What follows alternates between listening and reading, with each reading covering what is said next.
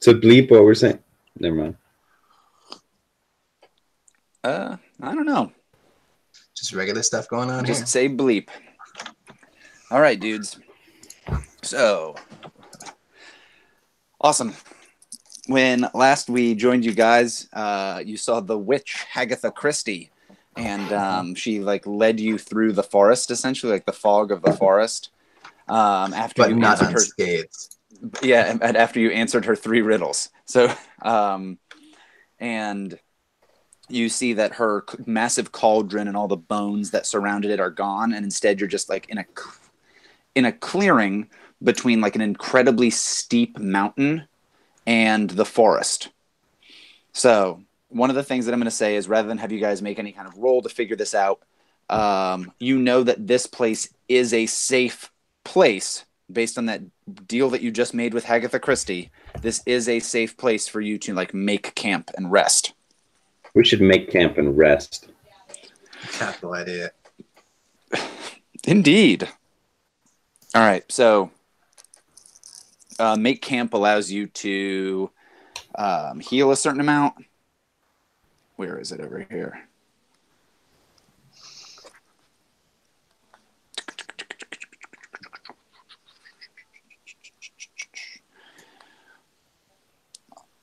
Here we go. Make camp. Yeah, when you settle in to rest, go ahead and so all of you guys consume one of your rations. Mark off one of your rations. Did we lose those rations, or after we killed the people, we got them back? I guess. Yeah, after you guys killed those ogres, you got them back. Oh, good. So everybody's got to go through one ration. Well, seeing as I was the quartermaster, I just put all the rations together. We had 20 total, so I'll just make it so we have 16 total. Sure. All right. So, I only need half or with 3/4 of a ration because I'm on the keto diet. Yeah. So I don't. Bread. I don't eat the lembas bread. Yeah, but I eat everything else. It's beef jerky and Gatorade. All right, so I think you need the Gatorade on account of like what your liver does. Yeah. It fails. It fails. Well, botch. They all right, so you guys are pretty sure that based on that deal that you made with Hagatha Christie that that stuff is safe, that this is a safe place. But I think you still maybe have people kind of sleep in shifts to a certain degree just because you're like, well, we feel like we're safe. But it was also based on a deal we made with a with a witch who asked us really shitty riddles. So maybe we maybe have a few people stay awake. And so maybe you guys should sleep in shifts. And so I've got a few questions for you. All right. One of my first ones is for Jeff. For Alex. Alex. Let's see if this paging system works. Hey, guys. Oh, hey. Hey. So. Sorry, my hands were just covered in jizz. I just had to wash them off. Nice. So, what made Jeff go on this quest? Like, what's his motivation for going on this quest?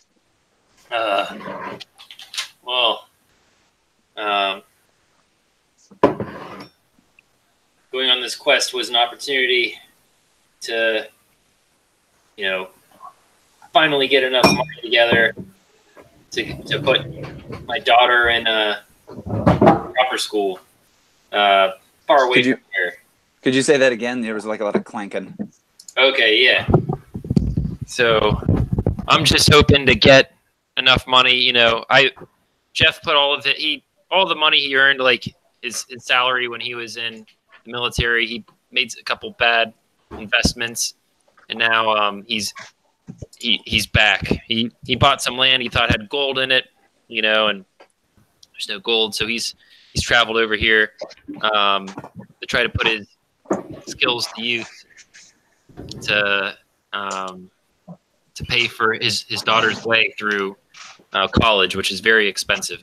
All All right. So what kind of wedding is this flail having? Wedding? Yeah. I said college. Oh, I'm sorry. What kind of college is your flail going to? Well, no, I named my flail after a real life daughter that he has. So the flail is there to always remind him of how important his daughter's how expensive his daughter's tuition is going to be and how much he cares about her. And I like that it's in that order too. Yeah, it's to remind me how expensive this is going to be, and also I guess that I care about her. Yeah, well, the flail is a very heavy burden to carry around with you from place to place, and so the weight of the weapon reminds Jeff just how crushing debt. Yeah, exactly. It reminds you of the crushing debt each time you use it to crush a skull. Mm-hmm. Yes. Okay. So Jeff is doing this for the money. He's in a financial situation where he's got to get some cash. I think I'm good though too. So also to protect people. Also to protect people. As a minor aside, protecting people. Also, I care about my daughter. So let's say that Jeff is one of the people on watch during the first shift of sleeping. Who else is on watch with Jeff? I'll be on watch. All right. That would be Roscoe Tinkle Chimes. Roscoe, what annoys you about Jeff?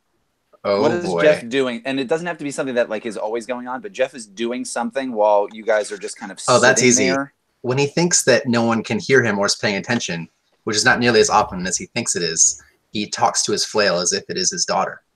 Nice. Okay. And he uses a lot of baby talk. Oh. So he's doing baby talk to this massive chained weapon. Yeah, he likes stroking it and surreptitiously putting water and food in front of it. He doesn't think anything's gonna happen, but something about the ritual seems to soothe him. Okay. So he puts it down and kind of makes it comfortable when he's doing something else. Okay, interesting. And so Roscoe's just watching Jeff treat this weapon like a person. Mm-hmm. All right. And we see Roscoe kind of ready himself in regard to the spells that he's going to have for the next day. You want to give us a heads up on those spells? Yeah, I gained access to invisibility, and the ones I've memorized currently, in addition to the cantrips, are Magic Missile, Charm Person, and Invisibility. Okay. Cool.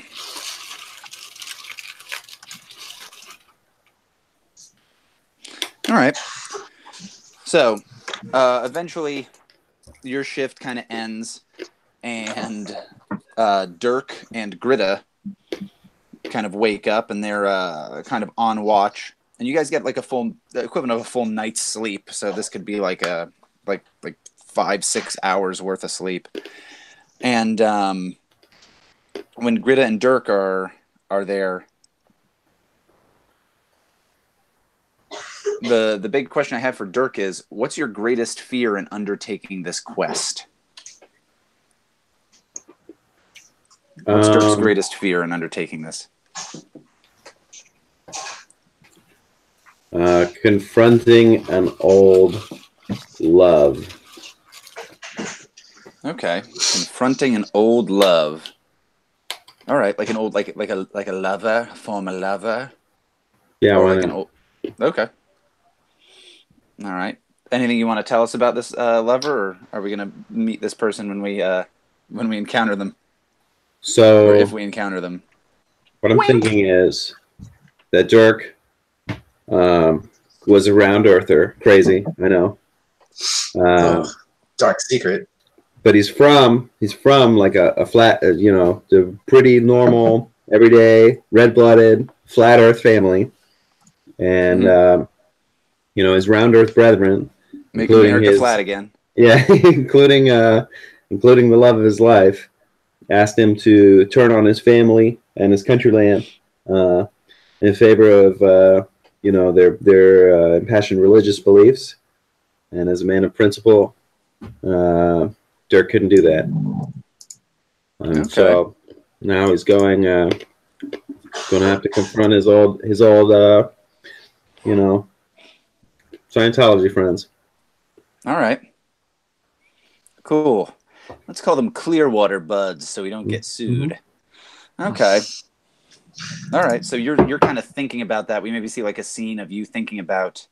No, you just see him drinking heavily. Okay. So he's like, "Oh, good morning," and then he downs a thing of gnome wine. Yeah, he's like, "Let's start this watch upright." Blah, blah, blah, blah, blah. And I'll say he's not mysterious at all. He'll just get drunk and tell everyone his whole deal. Okay, yeah, oh, that's great. Yeah, so Grit is there, and then Dirk is just. It's like, you want to know what your problem is? That's how he introduces himself most of the time. All right. And he's gonna be like, your problem is you just take for granted that the world is flat. All right, you just take that for granted. But some of us, we had to pay for it. You know? All right. Gritta, aside from this tirade that you are being subjected to, why does Gritta consider turning back? Because the world's round, and if you keep walking long enough, you're gonna get to the other side. You know?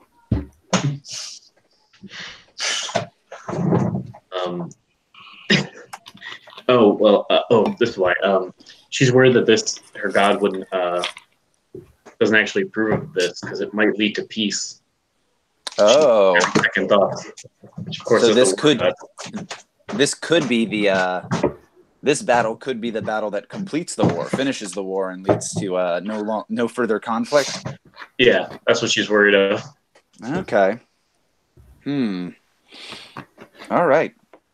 How do we as the audience see this?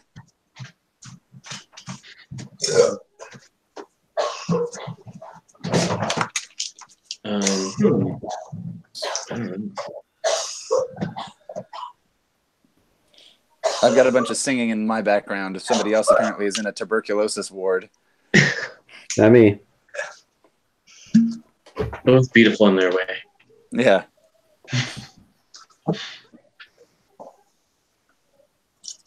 Okay. Maybe she just gets drunk with Dirk, and then this is how she opens up at the end there. Oh, okay. So maybe she tells like stories of like all these various battles and like all these proud things, and and then just realizes like, oh, this might be the last one. Like after this, the war's over. David, you know incriminating details about me, right? Yeah, I think so. So that's it. I'm a round earther. That's what you know. Well, I've got Dirk is keeping an important secret from me, which maybe not so much anymore. It's just an open book. Oh, well, that's it. I'm a round earther. All right. Knocking out those bonds left and right. All right. I'm not saying we've fulfilled them. I'm just saying that's the color and context for it. All right. Well, the sun rises, and kind of your making camp comes to an end. You guys kind of pack up your stuff. Sober up. Yeah, maybe you sober up or not. Or not. You don't have to stop. But kind of off in the distance the whole time, this clearing is maybe like 50, 60 yards wide between like the forest and the this mountain, which is incredibly steep. It's like almost completely vertical. What is that called? Sheer? Too steep. It's almost too steep. And again, up at the top, you think that you can make out in the cloud cover like a round bit. And I think some of you look up again and say, that's right, the round sphere. Dun, dun, dun. All right, but in this mountain itself stand two doors. And in front of each one of those doors is a guard wearing armor that is like of no variety that you've ever seen. If any of you know like a bit about armor, I assume Jeff does, or maybe Gritta does. it's like a very old style. Like this is like armor that no one these days would be wearing. And as you approach, these figures are pretty significantly tall. They're maybe like 7 or 8 feet tall, and they if you look closely, you can see into the helmets, and they're skeletons. Oh, that's not good. No. Can I spout some lore about these guys? So, what are you thinking here? I'm just gonna start saying bullshit, and if I roll right, it'll be true. Okay. All right. So, in the future, try to just tell me like what you're trying to do, and we'll figure out if it goes to one of the things. Are you trying to trying to search his memory for like knowledge or facts about these things? Okay. I was just trying to figure out if you were doing that or if you wanted to like observe what was going on as in a discern reality. No, I wouldn't do that. All right. Hold on, I forget where my roll 20 is, so I'm gonna go ahead and. Have you checked your butt? Mm-hmm. Hold on. It's not in there. Nope, not. Yep. Yeah, it's in my butt. Ah, my other crevice. So just /R? Or wait. Yeah, or honestly, in the little like side window, you can just click like 2d6 or whatever, especially if you don't have a bonus. I don't have a bonus. Uh-huh. So yeah, I thought I might have a negative bonus. It's like /roll 2d6. Right now it's just loading, so I'll just go to Google and I'll say roll 2d6. I was going to say, do you want one of us to do it? Now I'm taking to a website called Roll 2d6. I rolled a 4. All right. Thank you very much. Nice. Yeah, you can get a... I'll be like, these are scarecrows. Mm-hmm. They're left out here for condor, which are very prevalent here, and they will attack you as soon as they look at you. So don't look at the scarecrow. All right.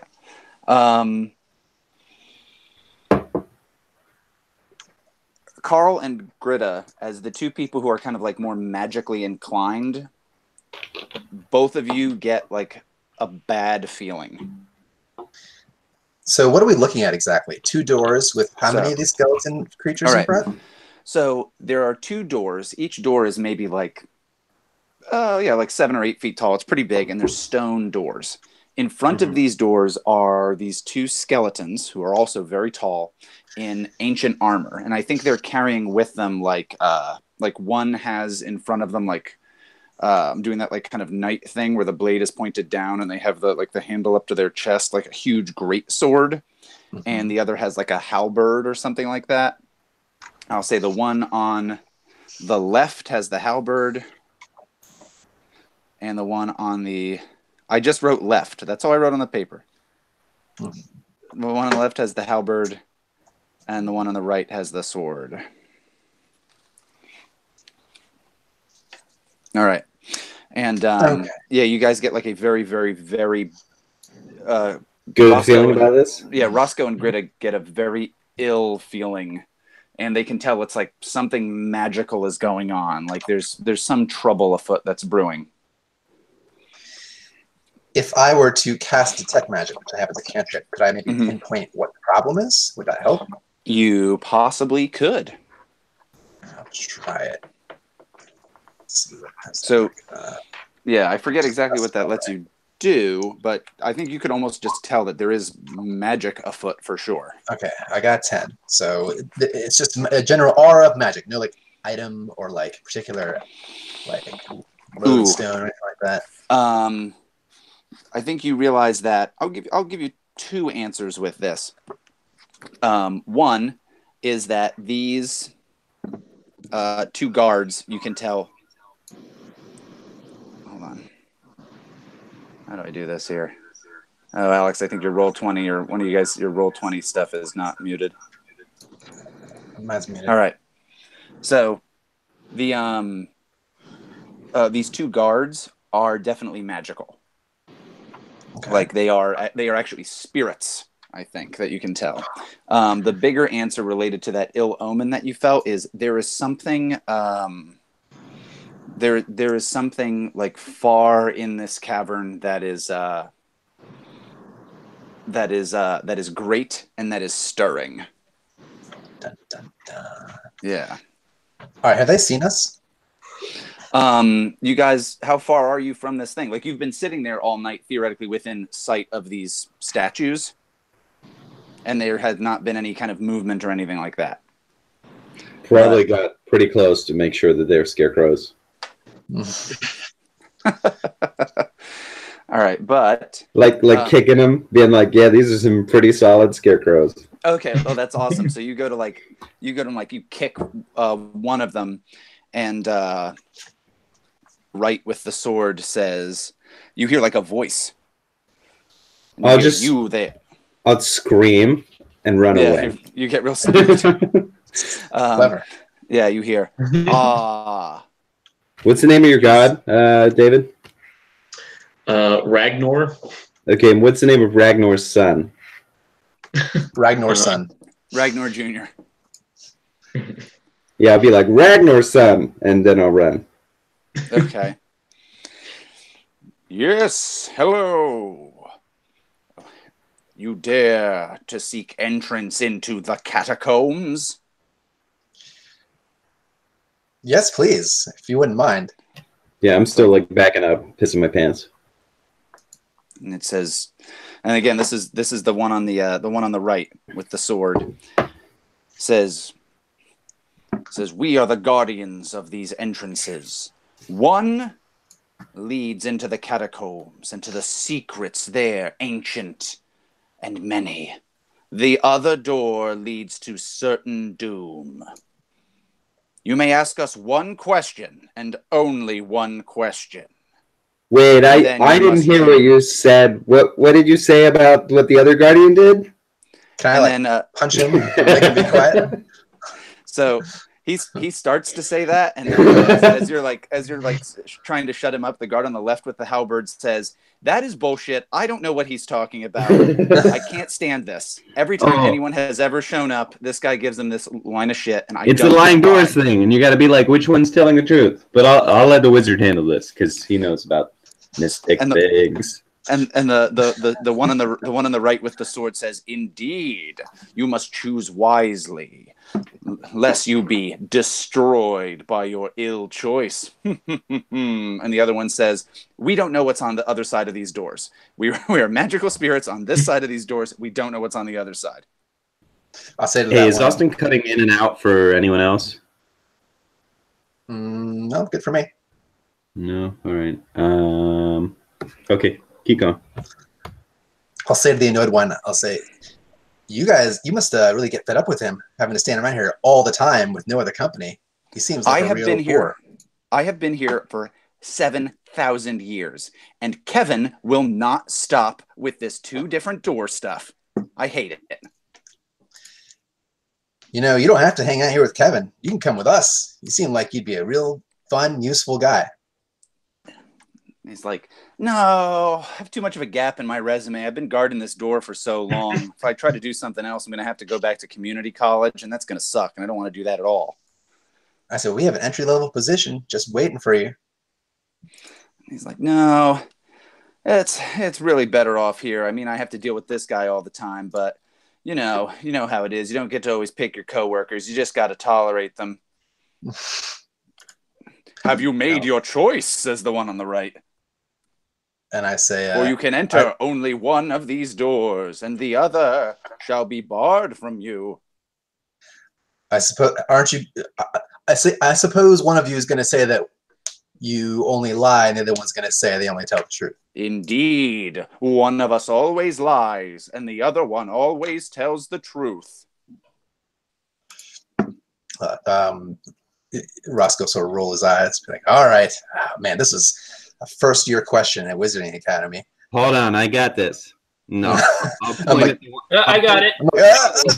Like, A Roscoe's dog. like terrified. A dog. I'll point at the one on the right, and I'll be like, "You're a dog." Say, Look at him Phrase intently. it as a Not question. technically a question, so I'll allow you to ask another one. We're Okay. on really thin ice here. I got this. No, So, Jeff? Spirit, Jeff? if you were the other spirit, which door, which pathway would you tell us to choose? And I think Rustin, the he's spirit like a huge sigh of relief. I think the spirit on the left says, if I were him, I would fucking kill myself. I hate listening to this. I say an answer, but not technically the answer we were looking for. But we do appreciate you sharing your thoughts. So you ask the spirit on the right, if he were the other door, what would he tell them? He's like, I would tell you that my door led to safety and the treasures within these ancient catacombs. And again, the one on the left says, neither of us has ever been on the other side of this door. We have no idea what's going on. So- All right. Good left.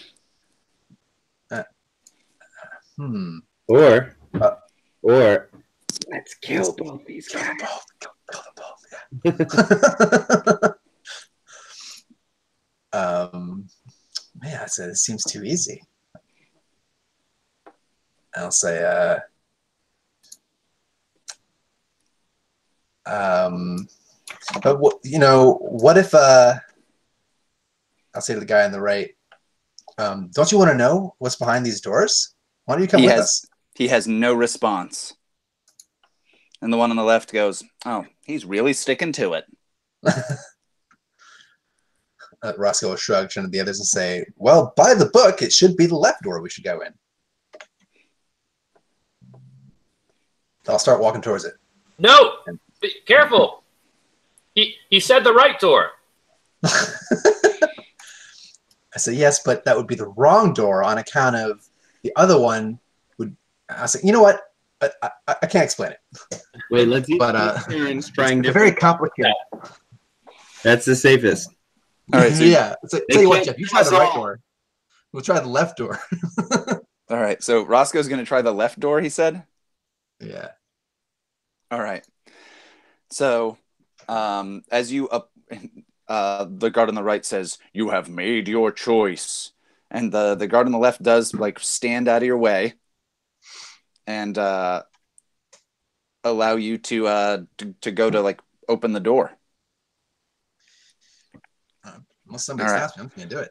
So yeah, so Roscoe presses on this door, and again, it should be like a massive stone door. He should not be able to move this, and yet it swings open very lightly, like it was any kind of door that you would encounter in any old building at all. It swings open, and inside is a dark, musty tunnel. All right. What's down there? Says the guard on the I'll left. activate a... I'll say, come find out. It'll only take a minute. I Don't you want to can't, satisfy 7,000 years of curiosity? Nah, I'm all right. All right, I'll cast light. All right. So you have to roll to do that, right? It's a cantrip, so I guess so. Yeah. All right.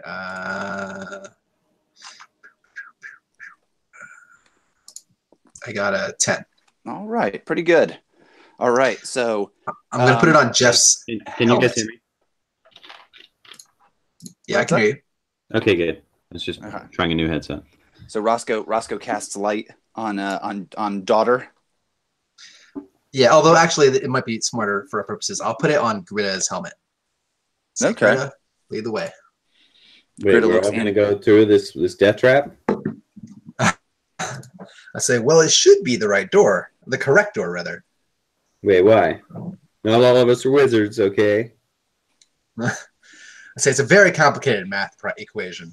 But after years of study, I've learned that if he tells you the one door, the correct answer should be the other door. It would take me hours to explain it.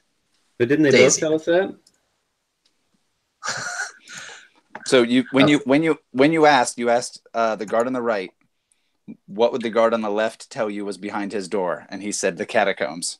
I think the safest course is for us to split up and each take one door. What do you think, Jeff?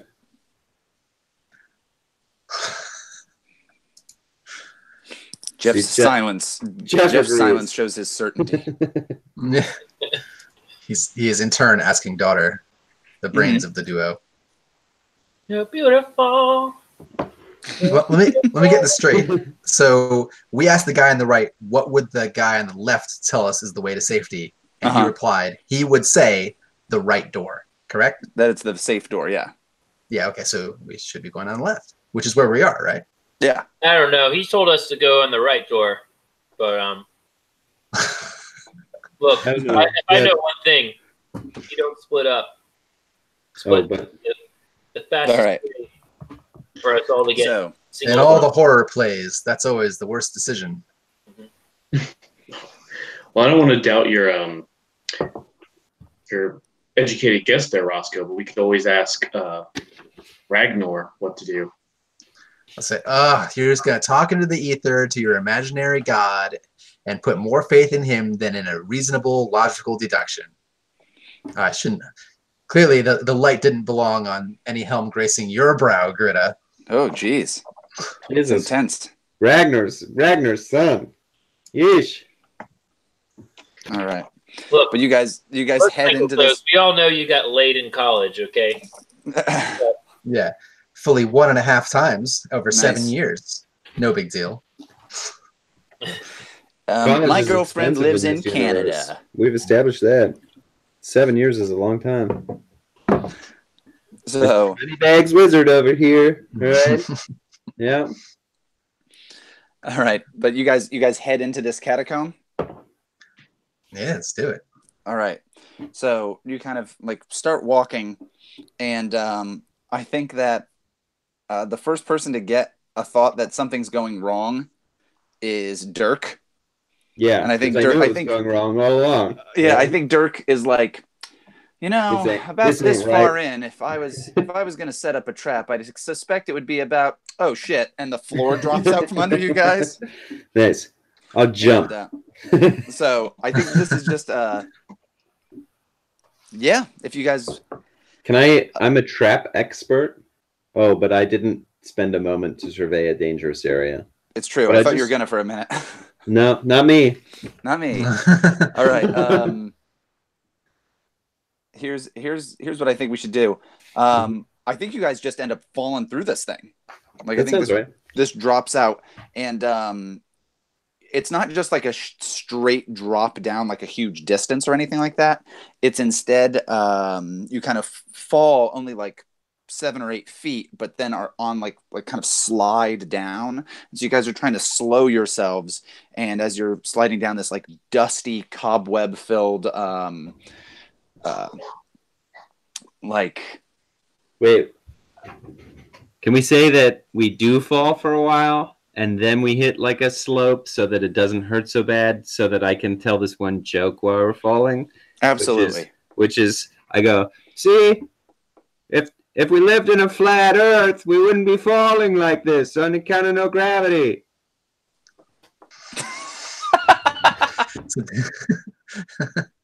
It's like, that's heresy. Like, heresy against logic. all right.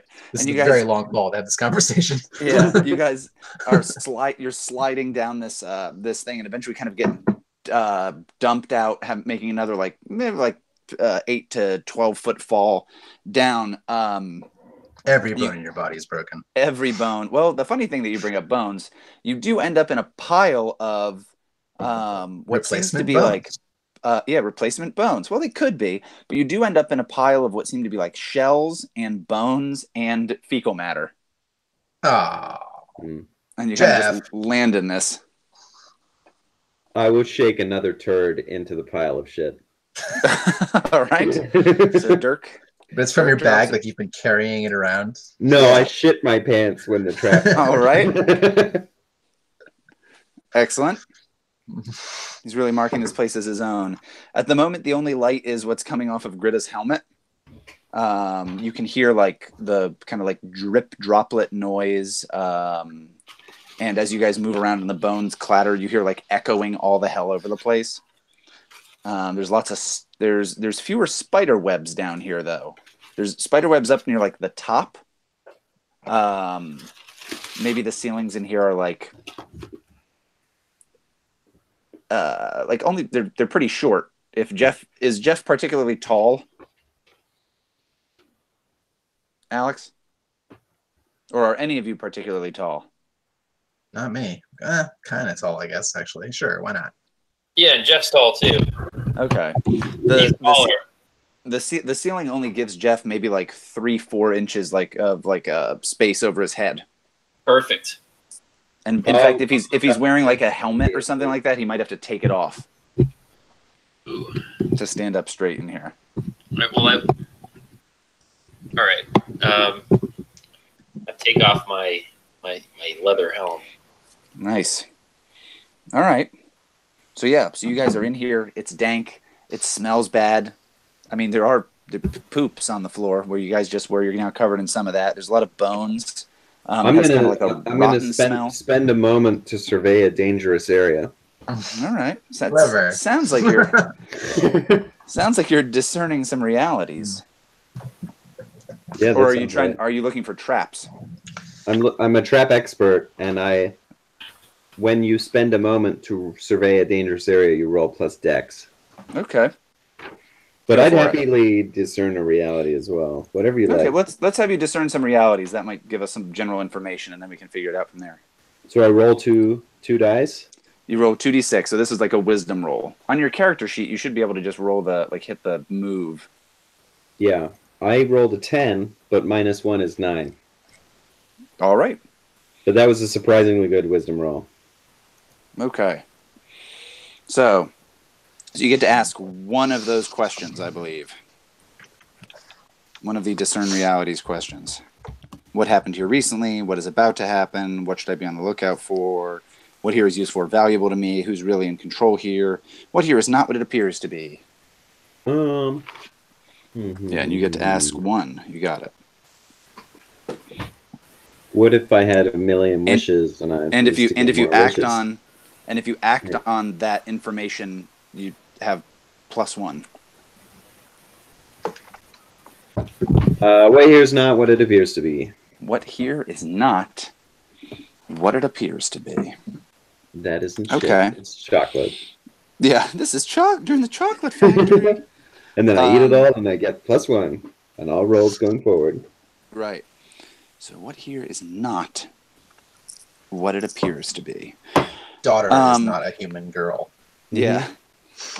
No, these as you're looking around, you realize like these catacombs or like caverns, they're actually like natural. They seem to be like mostly natural caves. And if you think about the round sphere and how it's supposed to like roll around, you realize that these caverns and catacombs were not built by the same people that now are theoretically in the round sphere. And these catacombs at least predate that. So there's like magic and other stuff and possibly going on in these catacombs that is not directly the result of the globalists. Okay. So I'm going to go ahead. He's a lot older. I'll just keep that information to myself. Nice. Okay. Yeah, the old ace up the sleeve, you know. Nice. the old turd up the sleeve. Do we see any obvious way out of this pit? Looking around, these catacombs seem to be the same age as the old round sphere. In fact, I'd say whoever created these created the old round sphere. Standard groundwork logic, 101. Just assumes you're talking out of your ass. Oh yeah, for sure. Definitely, Dirk. Yeah. And I'll knock on one of the walls. Definitely. See here. Yeah. Quality cave wall. There's like a kind of an opening or a tunnel that leads off from where you guys are. So you can see that there is like definitely a way to go aside from try to climb back up that thing, which seems like it may be impossible. I say, well, Greta, you've got the light. What do you think? What would Ragnar do? That's what my bracelet says. WWRD. Yeah, I think she's actually going to ask Ragnar to try this out. I've got a spell that does that. Cool. Russell will roll his eyes. I'd be like, good idea, on account of it was my idea when I said, what would Ragnar do just now?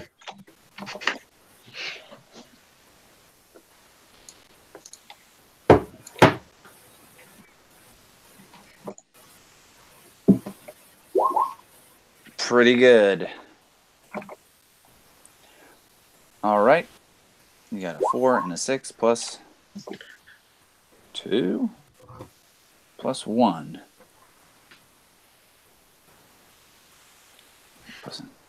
So, Can we all see this or just him?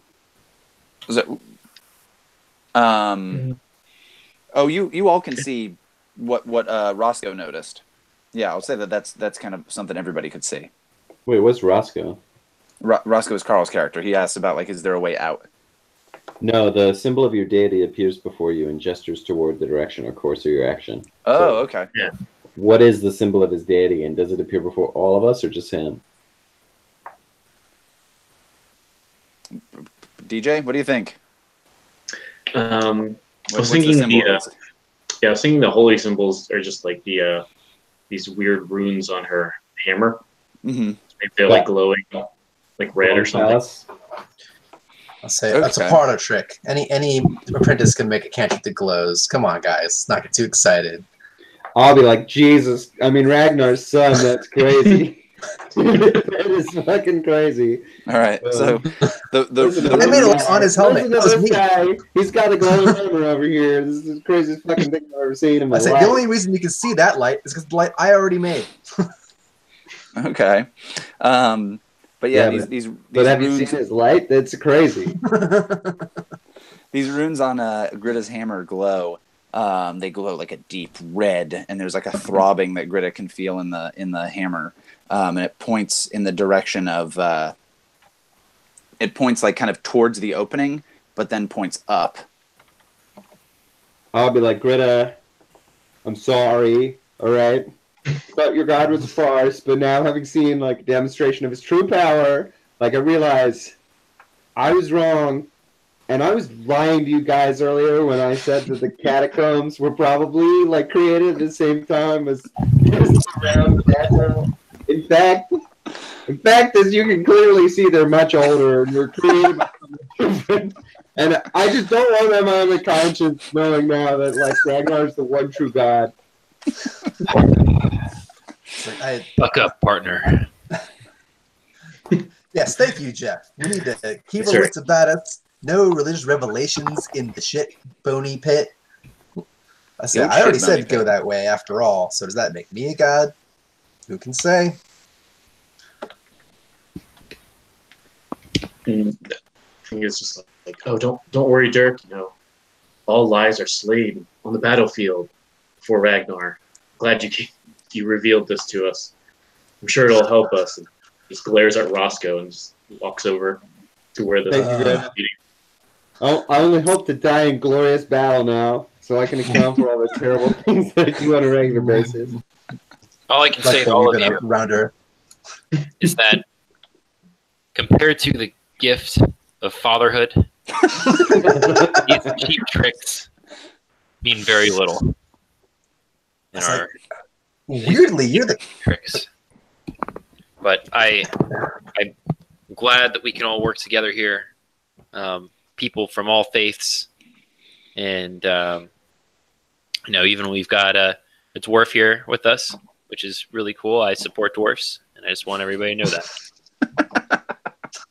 And he's the tallest. He's the tallest, so that means a lot coming from him. It's true. All right. Well, like I'm a pretty short guy, and so it wouldn't mean as much coming from me. But I really look up to him. Aha. I don't know if that's something that is, I appreciate the sentiment there. Oh, you'll support dwarves, but you won't support short people? When you say you look up to somebody, it kind of implies that they have to be taller than you. And I don't know that all among us really appreciate that phrase. Okay, I think it's a bit outdated. All right. Well, Ragnar has. I have friends who are dwarfs and good people. Really good Well, people. well, We Gritta work really Ragnar hard. Well, Gritta Ragnar has pointed you in the direction, and you feel that there soon shall be great battle. I thought you needed. Let's go. All right. As we walk up, I say, well, it's a good thing at least there's nobody else down here.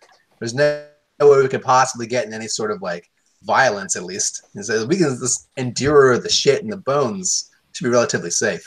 It's true. I surveyed this area for danger, and all I saw was that this place is slightly older than the other place that we're about to be in. So I say full Really bore, good. you know.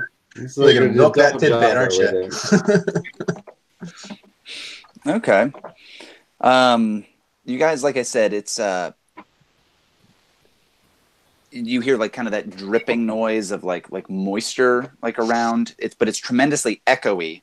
And as you guys are kind of like walking for a little while, trying to head generally in the direction that Ragnar has pointed you, you start to hear, after what at first you think are just the noises of the echoes of like your own movements, but pretty sure you can hear that there's something else moving around in here. And as you guys kind of continue, you start to hear that there are multiple something else's in here that are moving around you. And Oh, do I recognize eventually, that sound or anything? ooh, do you recognize that sound?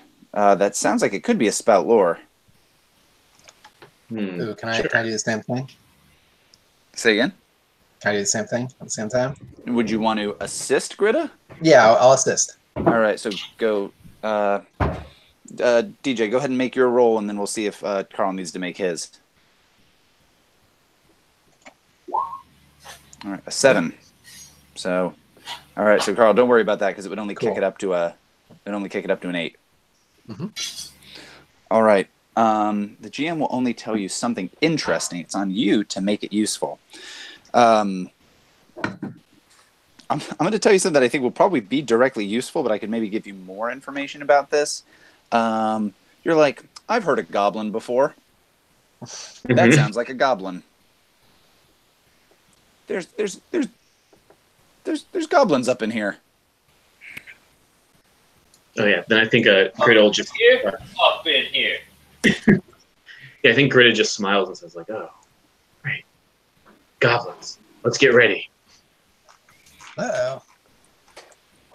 All right, the kind of chittering noise and scurrying sound starts to get louder, and eventually, as you guys head forward, you kind of turn a corner, and there's a group of just maybe like 4 or 5 of these goblins, and they're gnawing on parts of like a big bug. Like imagine like a cockroach that's maybe the size of a toaster oven, and they're kind of like gnawing at its the carapace and trying to like suck out the meat from inside its cockroach legs. Have they noticed us yet? Ooh, I'll say for you guys,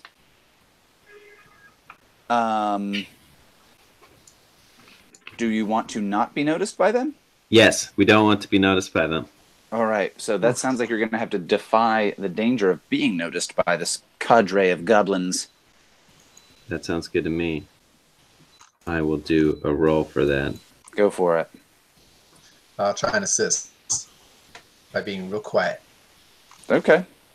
I don't see it. What? Oh, I do see it. Here we go. Yeah, it would just be a dex roll, basically, I think. Okay. Defy danger. Trigger roll. Ask. Do I type in something, or I'll just roll my dex? There you go. Cool. All right. So you got a 10. Pretty awesome. All right. Yeah, Dirk is able to. Dirk can move right on past these goblins. They're real busy, like going to town on this. Like 2 of them are like fighting with one another over a thorax or something like that, and they're another one is viciously gnawing on like a roach leg. Okay, so I'm gonna kiss the glowing rune on Gritta's hammer and look at him crazily and be like, "Ragnar favors me. Watch this." And then, I'll shake my head. My hand. I'm gonna sneak up to the group of all of them and then stab one of them in the back. All right. So, yeah. Well, you're approaching a surprised enemy, so you can just go ahead and do damage, or you can. No, I'm gonna backstab, cheap shot him. Cool. Go Go for it. In the old whatever. So you attack a surprised or defenseless enemy. You can choose to deal damage or roll plus dex. So I'll roll plus dex. Damage. Bling. Hold on. Gotta pull up the solid character sheet. And then boom, baby. That's how we do. All right. An 8. On a choose 7 one. through 9, choose 1. You deal plus 1d6. When using your precise your dex, so I'm gonna deal plus 2d6. Oh and my god. damage is d8. So I'm gonna mess these guys up. R roll slash R d8 plus 2d6. Boom. 13. All right. Yeah, this goblin is definitely not paying attention. In fact, it's taken like the head of the cockroach and put it on its head and is like making a silly dance, and one of the other ones is like laughing King at of the it. castle. King of the castle. Yeah. Yeah. Can I come over and chop its head off and then like make Put the it same on. dance to the goblin friend of it? Yeah, the other goblins all kind of like lean on the floor, and when they open their eyes after their hilarious laughter, yeah, it is beheaded, and now Dirk is wearing the goblin's head with the roach's head on top of it, and And they're laughing. they're dancing. really confused. And I'm gonna say in that process, Dirk just kills the rest of them.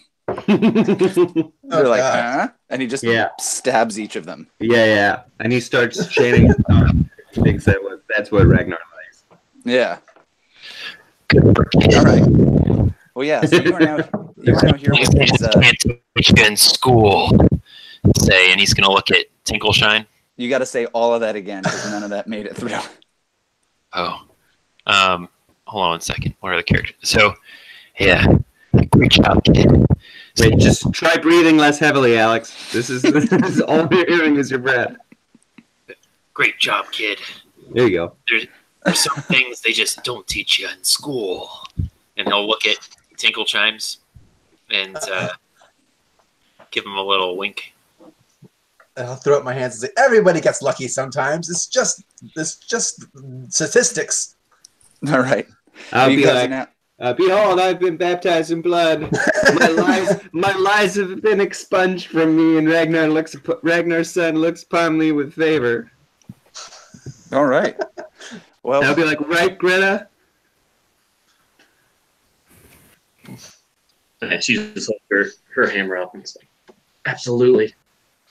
It was glorious. Nice. yeah. You guys are standing All right, there. kid, just don't get too cocky. We don't need anyone getting killed here. This is just a routine run. All right. Well, you guys are standing there amid a beheaded goblin and 4 other eviscerated goblins, and also a giant dead roach with a lot of teeth marks in it. I'll search them all, starting with the roach. Ooh. All right. So, well, I'll say that the roach doesn't have anything on it, but Typical roach. there is something that one of these goblins has. Carl, Minus can one you- head. Minus 1 head. Carl, can you roll 3d6 for me? I can. 14. 6, 4, and 4. Pretty good. All right. That's very good. So you notice that there's like something that's like wrapped up in a, or you notice that there's something that kind of buried, and you notice it kind of glints in the light coming off of Gritta's helm. If this is And, another ogre Tombstone, I'd be very disappointed. No, but you do go to pick it up, and could you make a defy danger with dexterity for me? Oh, God. Uh-oh. Should I check Dexterity. Yeah. All right, here we go. Ooh. 5. All right. Yikes. that? Okay. Wait, can I help him on account of I'm a trap person, or is it too late? It would It only won't only work. add 1 to it, so he would still be he still would be a miss. So And I don't think this is a trap per se. No, good. Then I don't think. Oh, well then, there you go. So Ragnar clearly frowns on him. right, so you go to pick this thing up, and you're like, oh, it's glinting, and you kind of reach down to pick it up, thinking, is it perhaps a coin? And then you realize it's actually a very fine, very fancy pen. Ooh. Should probably I'm cook imagining yourself this- with that. Yeah, like you see, the thing that you saw was like the nib on the on the like kind of like glinted in the light. And when you pick it up and you have the rest of the quill part, like the feathery part, it's like beautifully clean, despite the fact that it was just buried in the dirt. The issue is that it bursts into flames the moment you like take it out of the dirt. And Stop, drop, and roll, baby. right, there's a moment where you're like, oh God, like maybe like part of your sleeve catches on fire or something like that. You don't take any like significant damage from that, but there's like a big hullabaloo at the moment where you're like, holy crap, and you have to roll around, and like this pen is just on fire, and it stays on fire even after you drop it to the floor. But yeah, so amid these goblin corpses, there's now also just a flaming pen. All right, I'll try and spout lore about it if I can. No need. That's just Ragnar's traditional post-battle fireworks pen. You know, one you've seen 100, and I've All right, seen so one. So you're trying to figure out if you have ever heard of anything about a pen that's on fire? Yeah, and I got a 9. Okay. Somebody could help me on that. Would anybody want to help Grit out on this one? Yeah. Go for it. You can hear me? Yeah. Go All for right, it. cool. Yeah, I'm gonna Go help ahead and out. make. Go ahead and make 2d6 plus 1 since you have a bond with Roscoe. 2d6 plus 1. All right, add 1 to that. Hell yeah. Pretty Yeah. good. Pretty good roll. I think you got to role play out the helping though, so it's got to be like a debate about what it is, and then they come to the conclusion that is correct. Sure. So Alright. here's I'll give you the information, and then you guys can tell me how you arrive at this this information. Why? Obviously, this is you've heard tales of this very thing. This is the great scribe. The great scribe J.K. of Rowling's own flaming quill. That long ago and days past, she used it to write magical stories, and it has a fire that can even if it's hidden, can never be put out. If you hold it like a regular pen, it doesn't burn you, but yeah, like the fire can't be put out. So even if you like dunked it into water, the second it comes out of the water, it bursts into flames again. If you buried it in dirt, it might not be like burning right away, but then the second you took it out of the dirt, it would burst into flames again. So anytime you touch it, but you're not holding it like you would a normal pen, it bursts into flames? Even when you're holding it, you're just not burning yourself. It's still on fire. Oh, yeah. Yeah, So I think here- just Roscoe, when he picked it up initially, he didn't know it would burst into flames, and so not surprisingly, it lit his sleeve on fire. Yeah. No, this is... Look, every dad west of the Missoula, who has a daughter, knows about this storyteller, J.K. of Rowling, who just wrote these everybody wondered how she wrote such fire stories, and turned out this is how.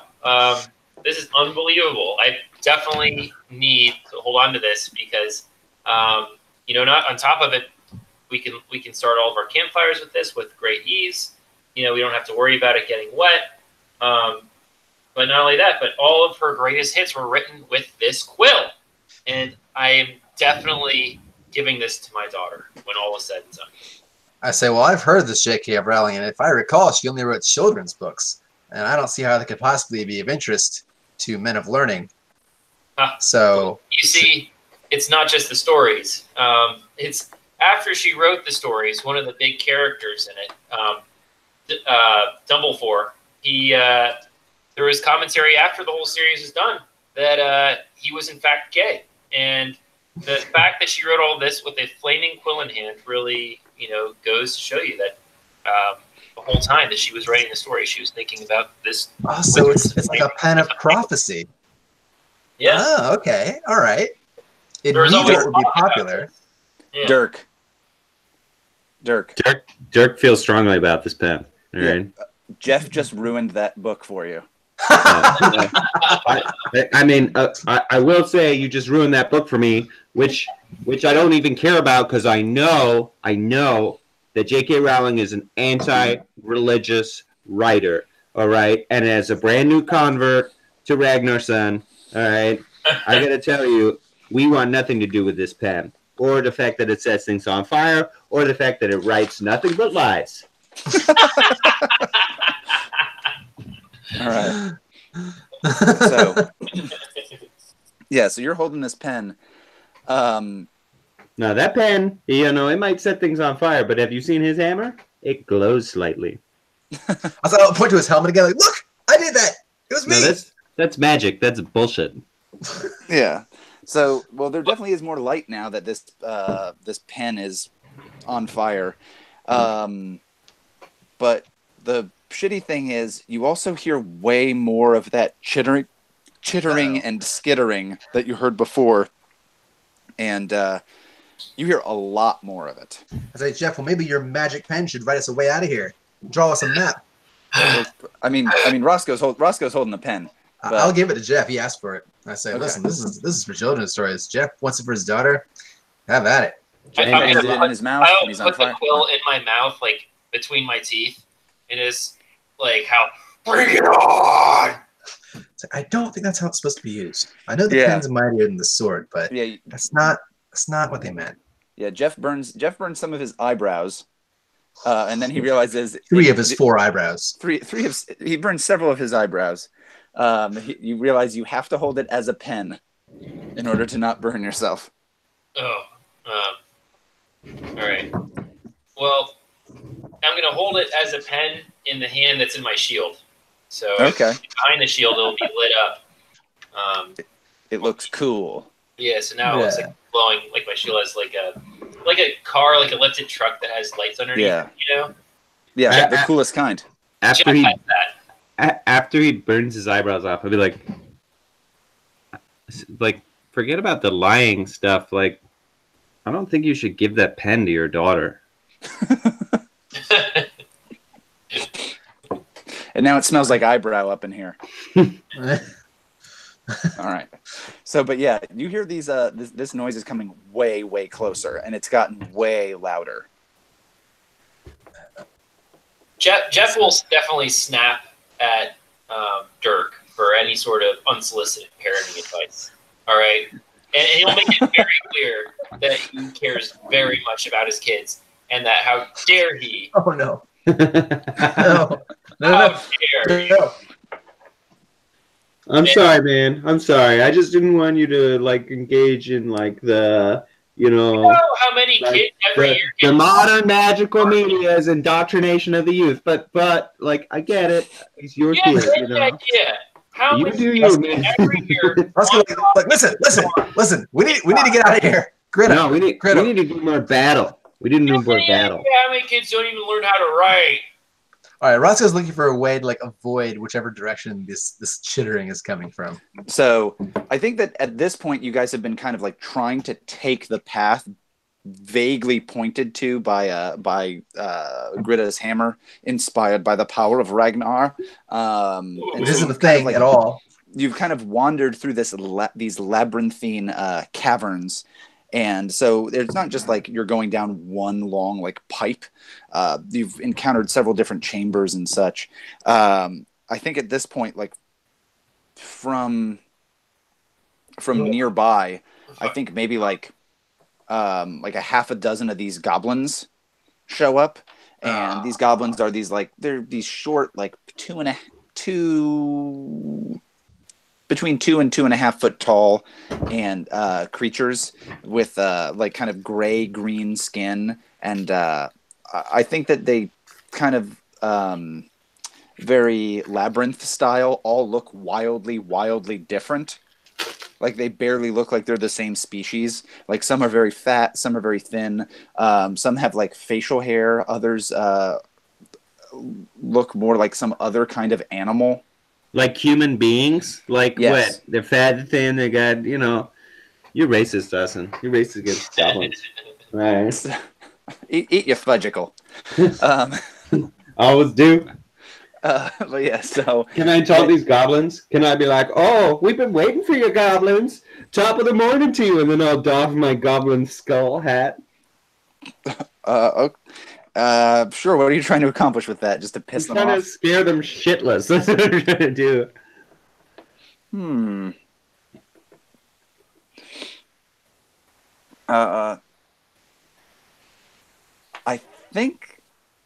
I think they're not. I don't know. I don't think that that'll work.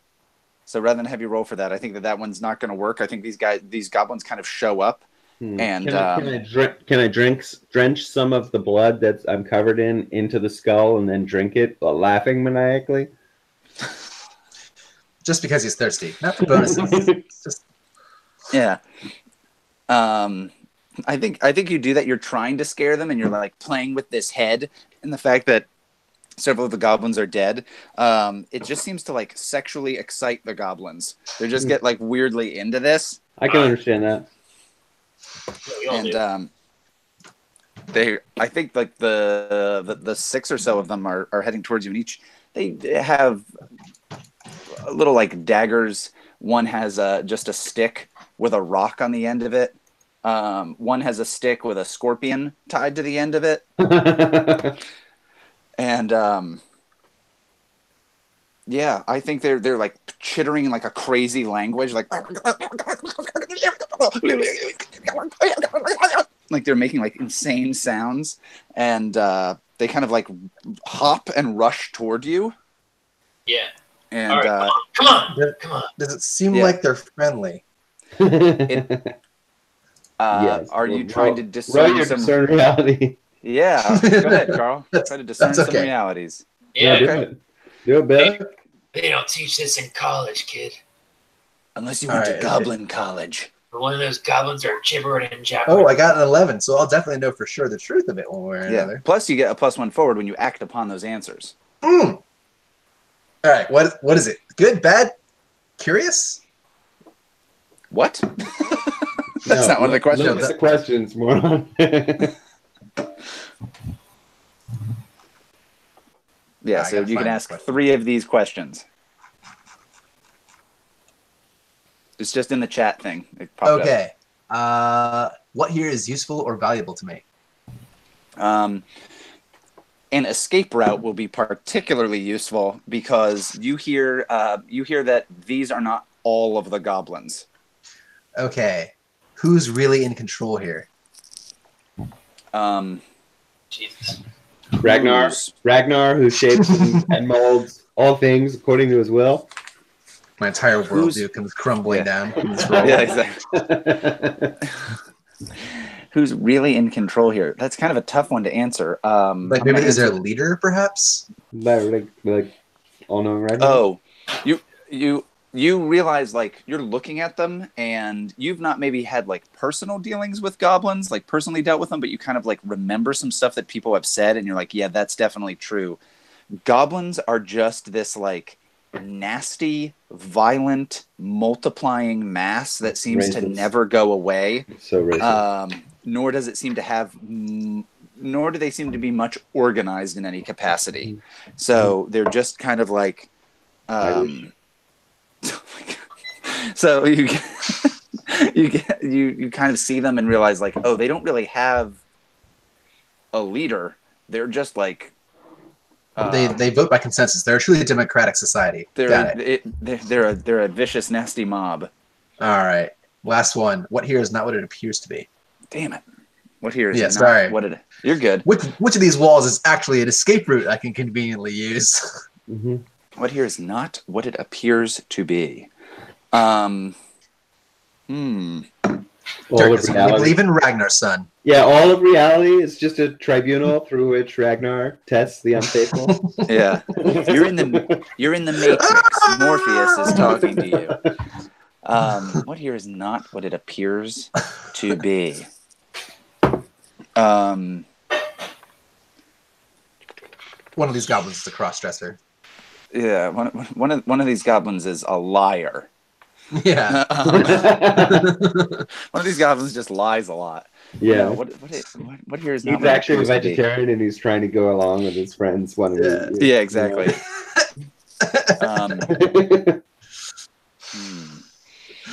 Oh, these goblins are a pain in the ass, but they're definitely they have nothing to do with the globalists or your quest. Yeah, they are perhaps an obstacle to overcome, but they have no connection to that in the slightest. I'll turn to the party member and say, I've gained great insight into these goblins. Now listen, we need to either run or kill them. Let's Well, kill them remember, all. yeah. Let's kill Like every I said, you do know there's single going to one be of them. way more of them. I say, There's they're not the none only enough ones. as far as I'm concerned. All right, Jeff charges in and hacks and slashes the goblins that are in front of him. Can I All help right. him? Cool. Yeah, absolutely. But let's have Jeff roll first. Jeffrey, roll. But Pretty then good. But I also add that to it. For your roll. Well, Or for damage. oh, that's for damage, I guess. That's added to damage, I guess. Okay, so that's your damage. All right, so you run in towards these goblins. Go ahead and roll your. What do you roll? A D10 for damage as a fighter. What you roll at? What you roll at, motherfucker? Immolator. All right, fighter. So hack and slash. Wait, where would it tell me this? That's the druid. It's up at the top. A D10. You got it. So go ahead and roll a D10, and we'll add the 6 to that. Oh, well, actually, that doesn't make the merciless. Okay, hang on a second. So it doesn't really make sense. I don't know how I got a 6 on that. I rolled my merciless, and that's supposed to just be a D4. So, all right, here's my D10, and then I roll another D4 and add that to it. Okay. And then do you want to possibly open yourself up, expose yourself to the enemy's attack, and do an additional 1d6? No, I don't. Okay. So yeah, I think that Jeff wades into these goblins with Daughter, and he easily dispatches half of them. Like, what does that look like? well, if you've ever seen, I don't know, once you get in your 30s, you might have some experience mowing a lawn or scything a lawn.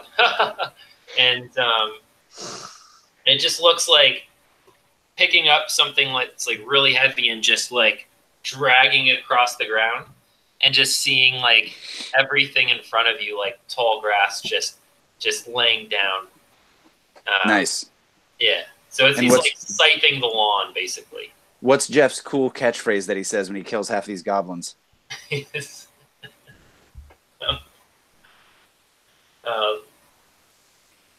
Hello. Yeah, why not? Hello.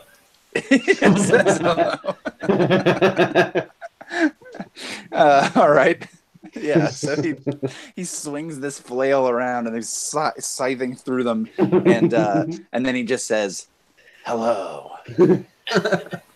That's good. That's badass. Yeah, and I think the other 3 goblins like go like, "Ah!" and they like kind of scatter. 2 of them run into each other. The other one kind of like runs back. And oh wait, then the Austin, I actually missed out on some damage there. So, What do you mean? So I don't know if that makes. Yeah. Okay. You kill one more. Big deal. Yeah, exactly. I don't know if it's a big deal, but I add 1 damage, and then it's also messy and forceful. Oh, okay, yeah. So the goblin body parts are flung everywhere, and like 2 of them bash into each other as they're like trying to like somewhat spooked. That would have been 10. I would have gotten a total of 10 there. Okay, one runs away. The other gets up to kind of like try to halt your progress, and it's the one with the scorpion on a stick, and it's kind of like waving it at you, going like shrieking, like. And then the other one is like gnawing on the leg of one of the goblins you just killed. Can I yell at the one that's running away and be like, "Oh, you won't run away when I'm drinking the skull of your friend, but he says hello, and you're like hauling us out of here," you know? All right. Yep. Yeah. That's how I spend my turn. Okay. Just So, taunting. yeah. So there's just the one.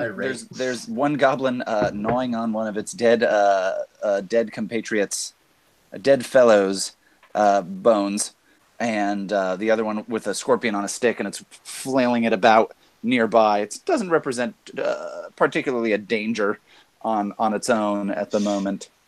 Is there a way I could try to communicate with one of them? Absolutely. And in fact, I think just based on how well you did with that previous stuff, you're like, oh yeah, I remember learning Goblin, and I took Goblin 101 at Wizard College. All right, I'll say the one waving the stick and like looking at us, say like, we don't want to hurt you, we just want to keep going. We be friends. And I think this goblin's like, oh, that's super cool. That's awesome. You guys seem like a bunch of awesome dudes. But it's still waving this stick with a scorpion at you as like you're coming near it. It's like trying to whack at you with this scorpion, and you remember like your professor, Professor Dirk Dinklebeard. Oh, Dirk. His name was also right. There's only one Dirk in this mythical universe. Right. Yeah, his name was also Dirk. It was weird. It was short for Derek. Yeah, Derek Dinklebeard. That's what it was. It was my dad.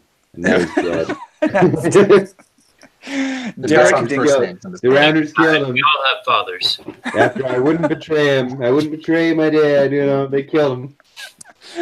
Dirk Dinklebeard. You realize now. I'm Dirk the Second, but I took the name Savage after they killed my father. Yeah. You realize as you're remembering Professor Dirk Dinklebeard, you're like, oh my God, he looks exactly like Dirk. Nah, Yeah. Can't be. They have different last names. But you remember that he was like, yeah, all right, you see, and he was just drinking while he was going through his lecture, and he's like, yeah, the thing about goblins that you got to remember is goblins are assholes, straight up. And you're like, oh yeah, goblins are assholes. All right, so And, I'll say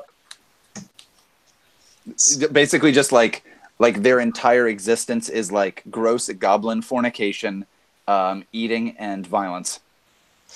I'll say this goblin, listen, I want to be friends, but if you and your friends mess with us anymore, we're gonna have to kill all of you, and you'll never eat anything or bang anything or eat things you have banged ever again.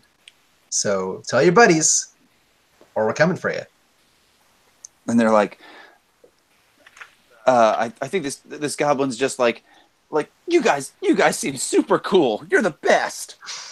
I hope we're friends forever. And he's still trying to whack you with this stick. And I think he does whack you with this stick, but luckily the scorpion doesn't sting you. He just whacks you with like the equivalent of a ruler.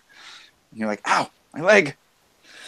But yeah, the big thing that you do notice is as the other goblin is like finishing off the meat from the one of the goblin carcasses, you hear that chittering grow way louder, and pretty soon as Grita maybe turns and like looks in that direction, the helm catches the eyes of what have to be dozens and dozens of goblins. Let's kill them all. We killed like 5 or 10 without batting an eye. Let's just. I want to die down here. Yeah, Jeff leaps into the fray. Jeff's gonna leap in. Yeah. Yeah, I agree. I'll charge All right. right behind him. Okay, so Jeff, could you make a defy danger with strength roll? Okay. The danger is being absolutely torn to shreds by these goblins. And so I roll my constitution? So strength. Can I help him? Yeah, but just go ahead and wait. You don't need to. Yeah, so Jeff, Yeah, you that, I leap, don't want to. yeah, you leap into the fray of these like what have to be like 36 goblins. and you kind of like leap in among them and are swinging Daughter around and are kicking goblins and bashing them with your shield. And Jeff's big, Jeff's strong. He's a skilled warrior. He's kicking these goblins' asses, but just more and more of them keep coming. And pretty soon, the thing that's going to happen is, Jeff, you just realize you're not going to be able to just kill your way out of these goblins. I'll be like, let's kill our way out of these goblins. yeah. Yeah. I communicate for a living. Yeah. Yeah, Jeff takes the quill from his hand, throws it, tinkle toes, and says, make sure my daughter gets this. But you're holding your daughter. Yeah. No, yeah. It's like, wait, you have an actual daughter? You need to explain this. Yeah. All right. So I guess what Jeff's gonna do is like ask for help. All right. So, well, at the moment you're gonna have to do something else because I think these goblins have at this point, Jeff, like surrounded you, and there's you're like surrounded by these literally dozens of goblins. Meanwhile, everybody else, Roscoe and Gritta and Dirk, you see that Jeff like threw himself into this fray, but every time he bashes down another goblin or knocks another one off his back, like another one leaps onto his leg and grabs at him and starts trying to bite through his armor, or another one starts throwing rocks at him. And you guys realize that he's big, he's strong, he's skilled, but it's only a matter of time before these things they either kill him or they just drown him under the weight of their own bodies. When I discerned realities, I learned that this place was older than the round castle that is on top of it. Is there any way I can use like the age and decrepitness of these catacombs around us to our advantage to like collapse some section or some shit like that? Sure, if you want to try to collapse some of the stuff, you could try to do that in some way or another. Do you want to try to help, like to save Jeff? Is that part of the game plan? That's the entire reason I'm doing this. Okay, so I think that if you're trying to defy the danger through some quick thinking here, absolutely, we could do that. Hold on, or actually, we could say maybe that you're defending him, but defying danger sounds like it would work out like a little quicker than having you make that thing. With quick thinking is actually an intelligence roll. Yeah, let's do it. Go for it. I rolled a 9. You rolled a 9. Wait, does anybody want to help me? That would push me over to 10. Hell yeah, I'll help you. All right. I'll be like, help me. When I was observing these catacombs, I'll give you the same speech I just gave everyone else. Got a 9. All right. So yeah, okay, so this kicks it up to a 10. All right. How about like I'm shooting an arrow and he's like magically doing something? Sure, with the arrow or with the thing that I'm hitting? Sure, you have a bow and arrow? Oh. Yeah, you notice that Do there's I have like a bow and arrow? Yes. You notice that there's a bunch of rocks kind of precariously perched up on something, and you're like, this place is so old, I bet if I just hit that with an arrow, it'll all come tumbling down. Mm-hmm. And then Carl leaps in, and he's like, those rocks are +3 against goblins. Yeah. So, I think, Roscoe comes over and says, like, don't forget, there's no wind down here. Don't try to adjust for wind. And you're like, thanks. And there's no Coriolis effect because the Earth is flat. I'd be like, thanks, I never do. I'm a very bad shot. And you fire an arrow off and it hits these rocks, and a bunch of them are able to kind of like, a bunch of them fall down around Jeff and kind of like either crush these goblins or like kind of like create a barrier between him and the majority of these goblins. So Jeff, at the moment you've gotten a reprieve from this massive horde of goblins. I'll be like, Jeff, Jeff, leap over this bridge that I've created so you can get to more goblins and kill them all. Now we're talking, kid. All right. So Greta realizes how glorious it would be to be ripped apart by the clawed hands of so many enemies, or to rend them asunder, as Jeff has done so many times that he's covered head to toe in their blood. But these aren't the enemies that you're heading to fight. These are kind of like mindless, dumb, idiot creatures. This would be barely more glorious than being torn apart by a pack of dogs. And you look around at like the number and you hear that like chittering, and Gritta realizes like, I've been in some fights. There's too many of these goblins. You didn't have to help me. I think so. Is Jeff free of these people yet? Yeah, I see. I think we look over and like enough rocks have fallen on some of them that things are quiet for now. Jeff kicks one of the goblins away, and it falls down. Yeah. So I think in that case, Gritta, she was prepared to go and grab him, and maybe she does just like grab him by the shirt or something. Just like, all right, that was good work, but one thing that Ragnar says about fighting is it's good to fight over and over. And if you go in there, you're just going to get eaten alive. Let's go. You have to actually fight what we came here to fight. And just kind of pulls him away. And then leaves. Like our only option is to go further into this. I don't know what you're talking about. I've taken shits that were bigger and greener than these. You should see a doctor. All right. So yeah, so you guys can kind of like keep trying to get the hell out of there for sure, right? Mm-hmm. Yeah, let's do that. All right. So you guys kind of run away. Or continue to run towards the direction that Gritta had kind of pointed you in from before. But Gritta, could you make? I think like the thing is that these catacombs are pretty confusing, and Ragnar had given you a general direction to head in. The problem is it's not a straight shot, and so keeping yourself on track is going to be tough. So I think that's going to require some kind of serious effort.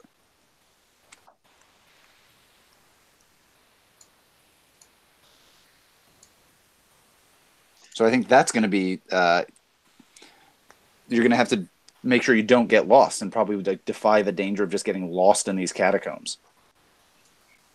Certainly off track from where you were. Sure. Is that? Well, I guess the way she's doing it is just trying to follow the lead of Ragnar. Okay. I think that would be either intelligence or wisdom. So I think if you're trying to like further interpret things, like to get that info from Ragnar, it might be intelligence. But if you're just trying to hold that direction in your head, it's probably more wisdom. Oh, I'll go wisdom then. Okay. It's up to me. Yeah. All right. Okay. So there's a few times where like everybody, you guys. Can I help? Can I like modify the light to like sort of like points in like more acutely in certain directions when we're at crossroads and that kind of thing? Why not? All right. There you go. Damn. Okay. So yeah, so you can make sure that you do not get lost at all. Maybe like somebody starts to head down the way, like the incorrect direction, and Gritta's like, "No, this way. Come on, by the blooded beard of Ragnar, this way." And you guys kind of head in through, and let's go ahead and take a break for a minute. Sound good? All right. Good. Yeah, what? How long? 5 minutes? Yeah, let's what? just say 5. All right, I'll be right back. Okay.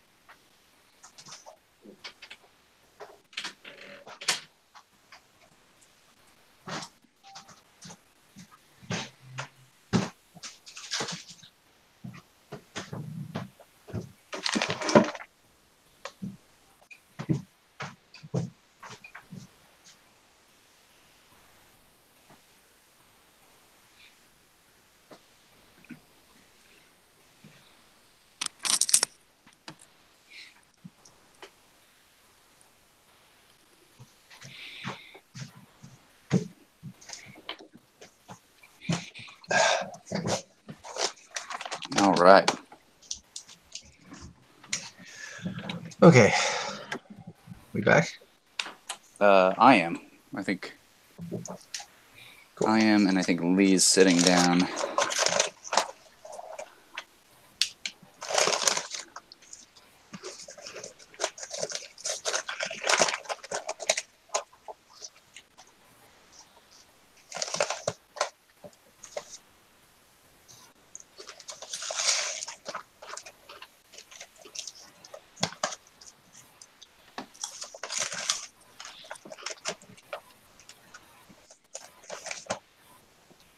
Hey, Alex, you there?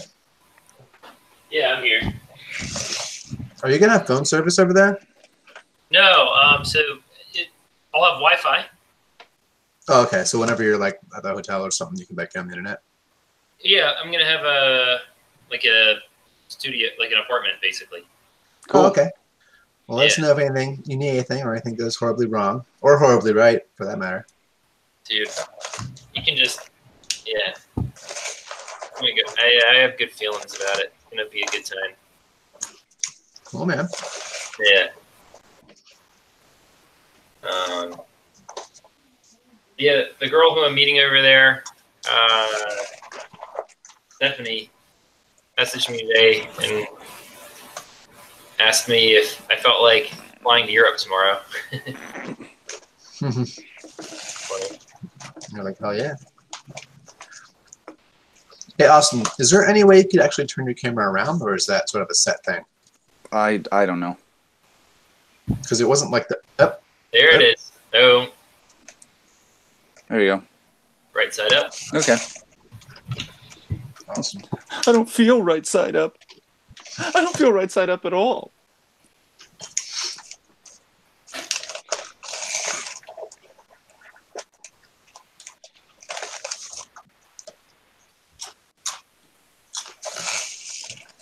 Is that Lee's cat? I just see his. Oh, there we go.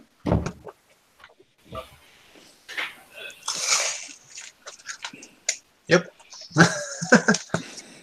Now let's see the litter box, right? Yeah. No, we like the other player. Bring him back.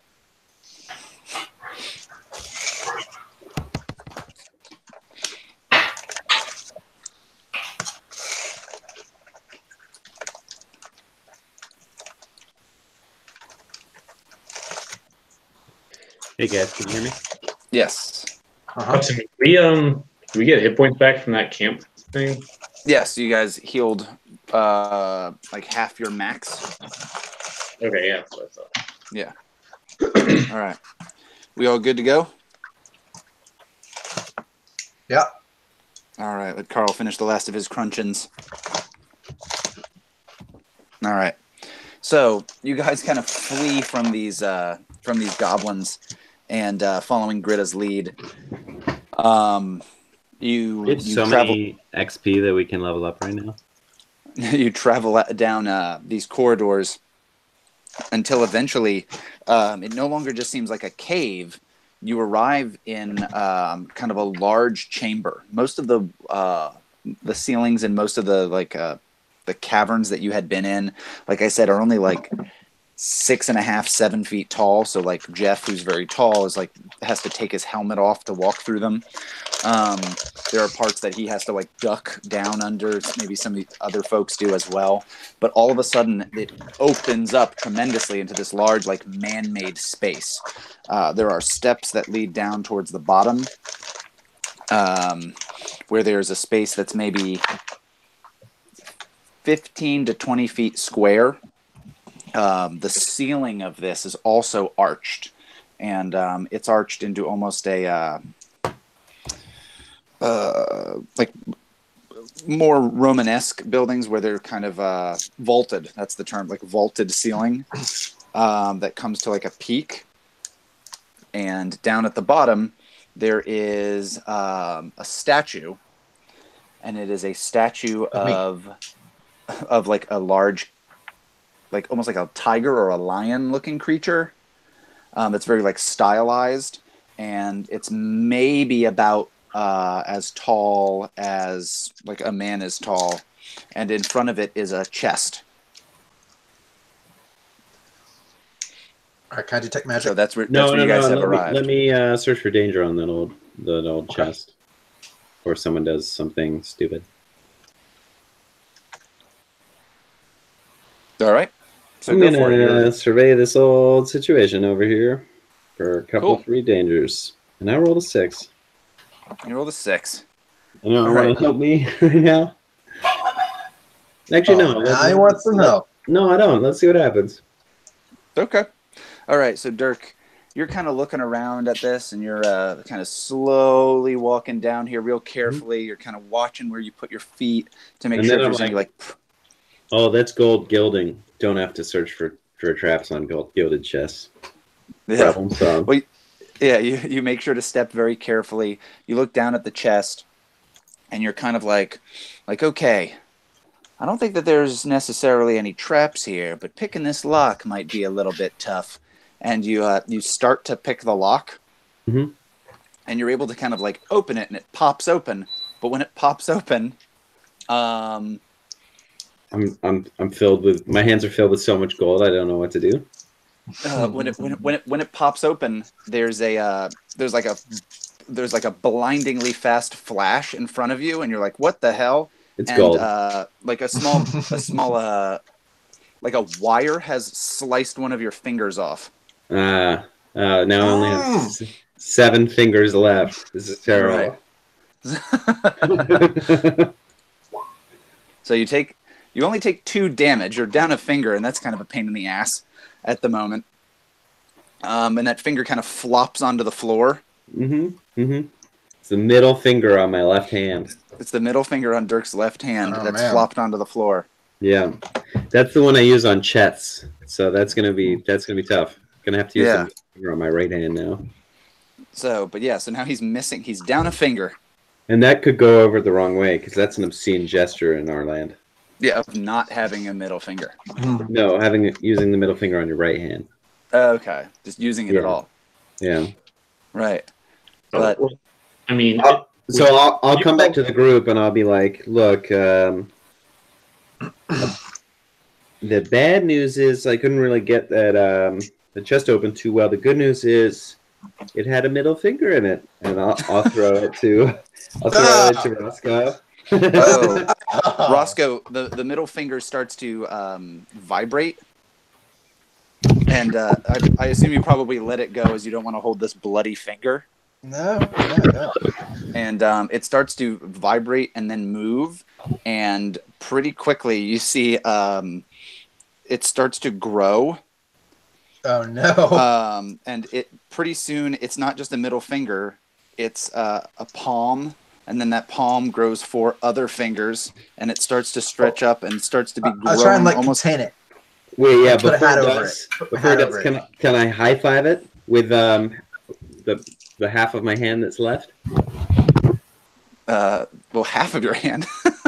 Well, I mean, I lost a couple of few 50% fingers of my before hand. this game even started. All right. True enough. Yeah. So yeah, you only have a couple of fingers. You know? Right.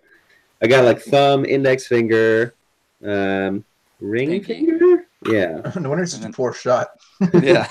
Yeah. You're just like really. Hey, I saved Alex's life. All right. Yeah. Yeah. So you go to high five it, and by the time you've high fived it, it's got like a shoulder and like a torso has started to grow, and this is happening pretty quickly, and it's almost like expanding and growing like. Does if it you've look ever like me? Pretty quickly, eventually you see a face that looks exactly like Dirk, Oh, and this is eventually like this a thing transporter dilemma. quickly I think I stands kill up, myself because that new one is me. I say, "Hello, New Dirk. and he's like, Say, would you like to adventure with us?" "What are you guys even staring at? You guys look stupid." Yeah, we do. Look at my finger. Yeah. Oh, nice finger.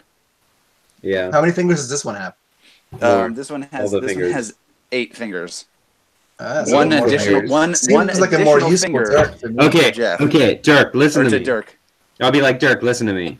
Go over to that chest, and when you come back as a copy of you, you'll have 9 fingers. All right, now, hold on. Then you tell the copy of you that comes out, all right, to go back to that chest. He'll have 10 fingers. Problem solved. Think about it. That's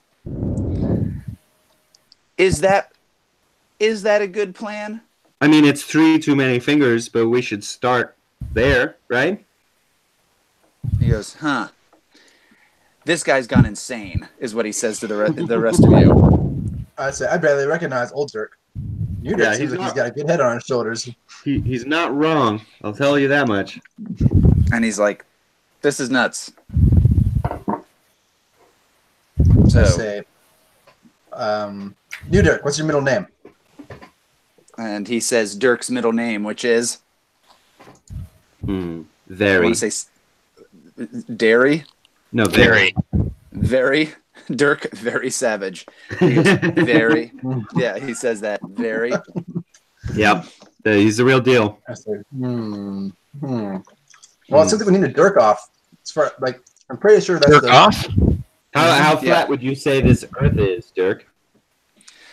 And Like the opposite of your middle name? Would you say that's a pretty good way of describing it? And he's like, I don't know. After I had that whole conversion with this stuff about Ragnar, I don't know if this is I don't know if I really care about all that stuff. I say, Dirk, what do you remember about that chest? I'm Me? sorry. I can only hear someone slowly breathing. Yeah, it's just Alex, like I say, Sorry. shouting into the microphone. New Dirk, what do you know about that chest? He's like, that one that I just tried to open. Yeah, can I go over there for a second and cut my other finger off and create another clone of me?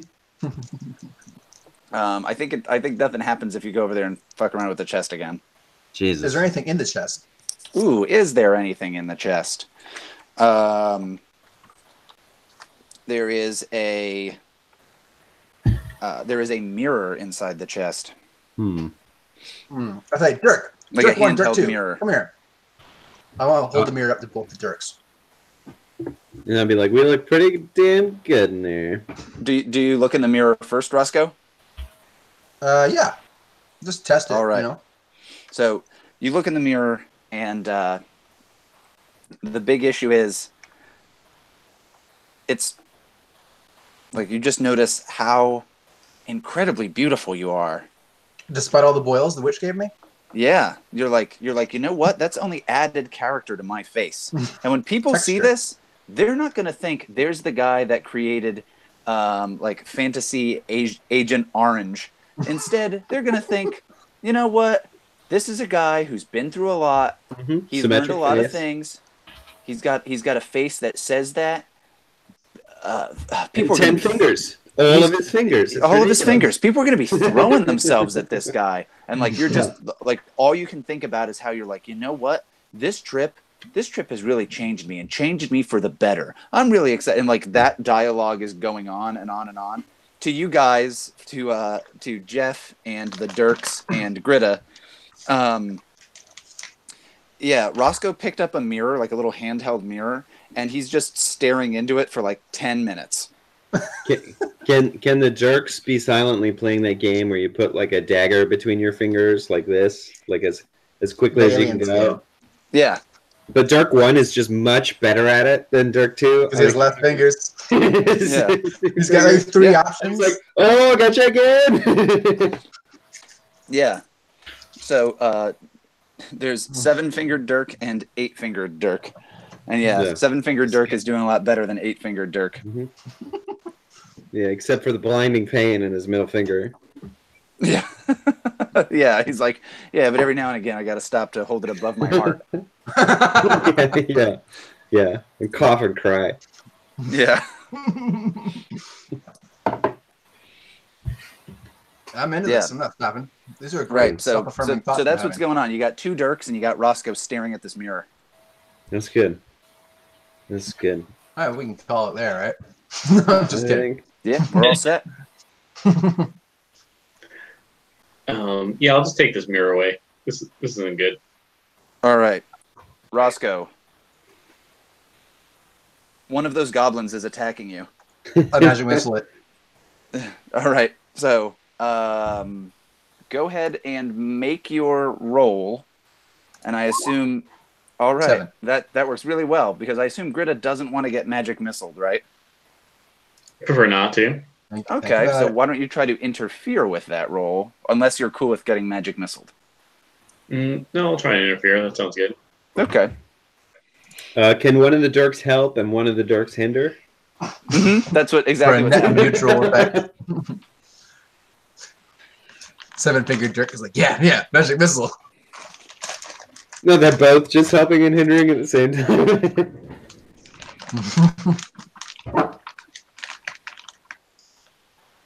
So you're just rolling +1, right, Deej? Mm-hmm. Yeah. Hey, there we go. All right, so Roscoe blasts off this blast of magic missile, and it like slams into the back of the area, and I think like a huge pillar comes crashing down, and you guys have to jump out of the way or get out of the way, or you could just allow yourselves to be crushed by this pillar of stone that's falling. Not me. Can I save Dirk number 2 from getting crushed by that pillar? So, you want to stand in defense of the other Dirk? Yeah, definitely. Okay. So what are the other folks Wonder doing? Dirks unite. Yeah, we got a Dirk off happening. I know somebody already made that joke, but what are Roscoe and Jeff and also Grita doing about this collapsing thing? Oh, is it gonna fall on all of us? Yeah, I think it's like a massive enough pillar where like it and like a chunk of the roof are gonna fall down. You knew you had that magic power in you, Roscoe. People doubted you, Yeah. but you knew you had it. Ooh, I'll climb in the chest and close Okay, it. so you're gonna try to jump into the chest. Yep. All right, so I think that's gonna be a defy danger with dexterity. You nick your hand, and now there are two of Really, you. really thought that'd be an intelligence roll. Because it was so smart. 12. Oh, what's up? I'm a freaking contortionist. All right, Roscoe leaps into this chest. We didn't say how big it was. I was imagining it was only like the size of a shoebox, but let's have it be Maybe I big am enough too. for a human to fit in. So Roscoe, so this thing's falling down. Roscoe leaps, still staring in the mirror. Roscoe leaps into this chest and closes it on himself as rocks clatter against it. Luckily, it's very well constructed and doesn't just absolutely just become a coffin. How about Grita? Yeah, I feel like the only thing to do is really to run away. Okay, so that sounds like it's another also defy danger via dexterity. Oh no. Ooh. All right. Cool. All right. How about Jeff? What's Jeff doing to prevent being crushed? I'm gonna jump out of the way. All right. So you're also doing a dexterity defy danger.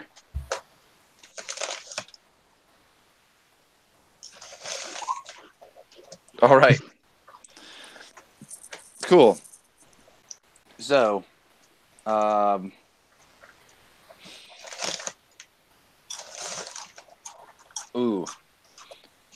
think one of the things that happens is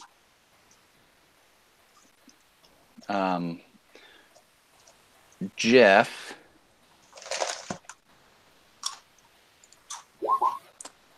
takes 4 damage. But the bigger thing here is when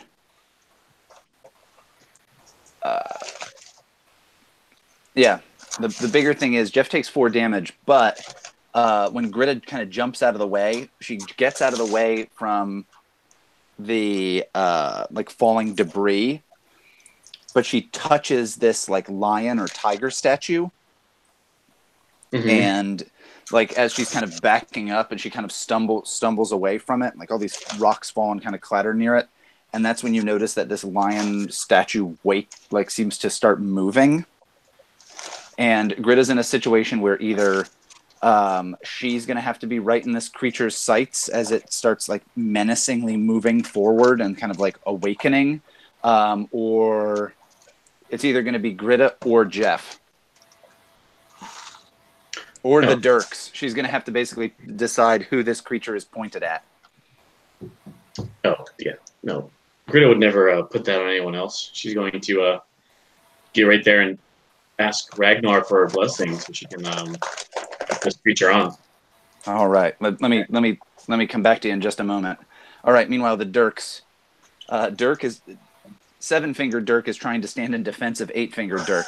Well, I think what Seven-Finger Dirk sees is he's like, Seven of Dirk. He's like the statue's collapsing. All of my friends are in danger, including this perfect, beautiful clone of myself. This like transporter dilemma version of me, where it's like a slightly better version of me, and so he's just gonna do the right thing, and he's gonna jump and replace that column that just got destroyed with his body, and get crushed if it needs to be, but just to keep the whole group alive. That's what he's gonna do. Are we experiencing a cave-in? So I mean, part of the stuff falls down on you guys, but you're not going to experience cave-in because Dirk 7 is going to save you. He's about to do that. He's gonna, Whether we need it or not. Screaming Ragnar son. All right. So, Carl, I'm gonna be a butthole and say, when you're eating, can you mute yourself? Oh, sorry. You're okay. All right. Okay, so I'm still trying to figure out if this would be better as like a defy danger where you're trying to help other people and the danger is other people being harmed, or if you're standing in defense of your friends. Having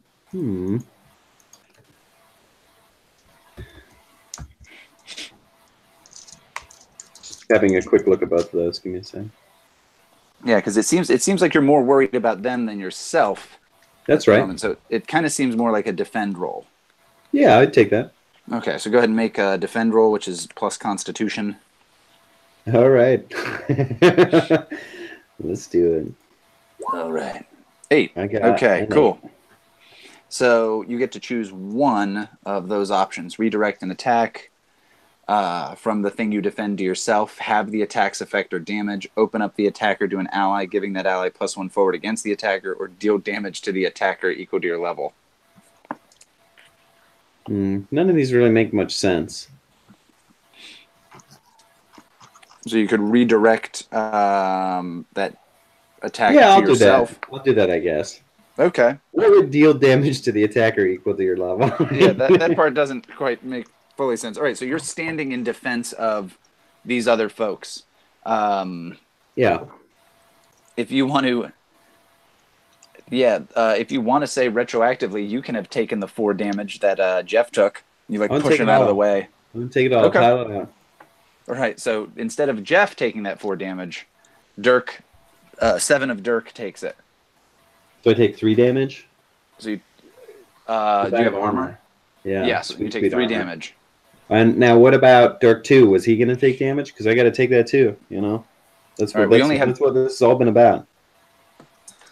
Ooh, that's right. Because it is to you're saying these folks. I mean, what I was kind of hoping to do was have my guy die, and I would play Dirk 2 from now on.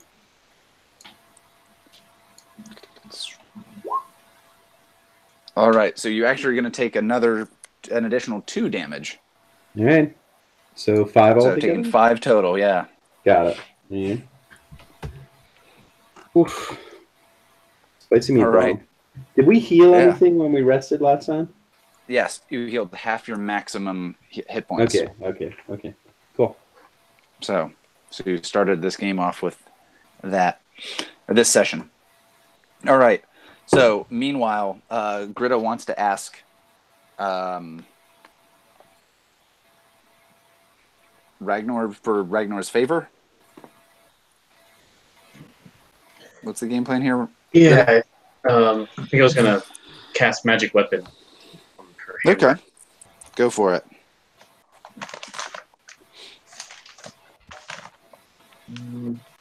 That's a roll it for me. No. right, well, that's the spell, but here's the roll.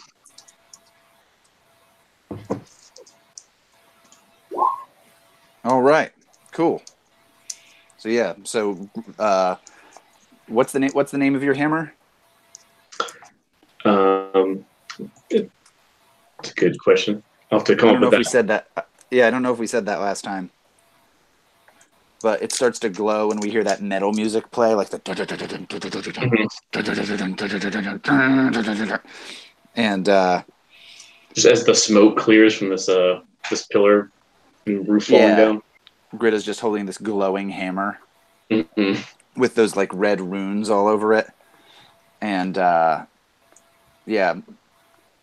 And what's the game plan here now that you've gotten this thing glowing up and all horny? I think she just does like a roar at this tiger creature. All right. And I think it turns itself and roars back at you. And You see it was half tiger, half human looking, or is it all tiger all the time? no, it's like a big stone like tiger or lion, but it's like really Okay. stylized. So I don't think it's just some kind of like large cat creature. It was like Tony the tiger. Mm-hmm. You're gonna be dead. Yeah. But so then are you're like hoping to attack this creature? Yeah, if it comes near me at all, I got my hammer ready and I'm just gonna... It definitely is. So I think it like is like ready to like leap at you. All right. So that sounds like a hack and slash roll to me. Fine with this. Oh, pretty good, huh? Pretty sneaky, sis.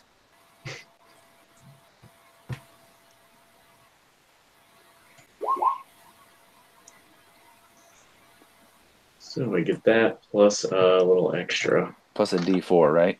Yeah. Nice. All right, that's pretty good.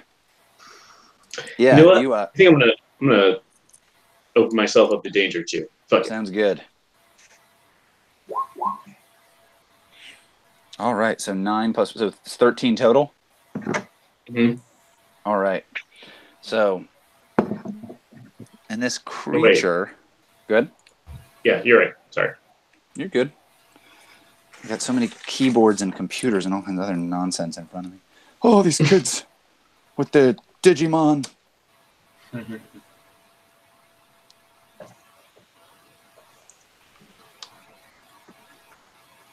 How do I?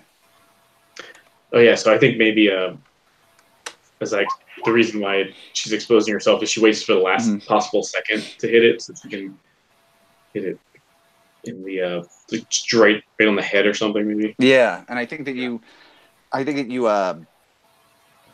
you go to do that and you smash this thing down on its head, and its head basically is just like.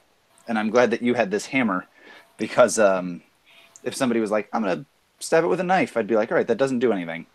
Mhm. But you have this sledgehammer basically, and you smash this thing's head, and it just kind of crumbles. But the like the paw that was kind of like raised up to like strike down at you just wallops you really good as this thing kind of falls now lifeless and inanimate back to the ground. And so you take 6 damage.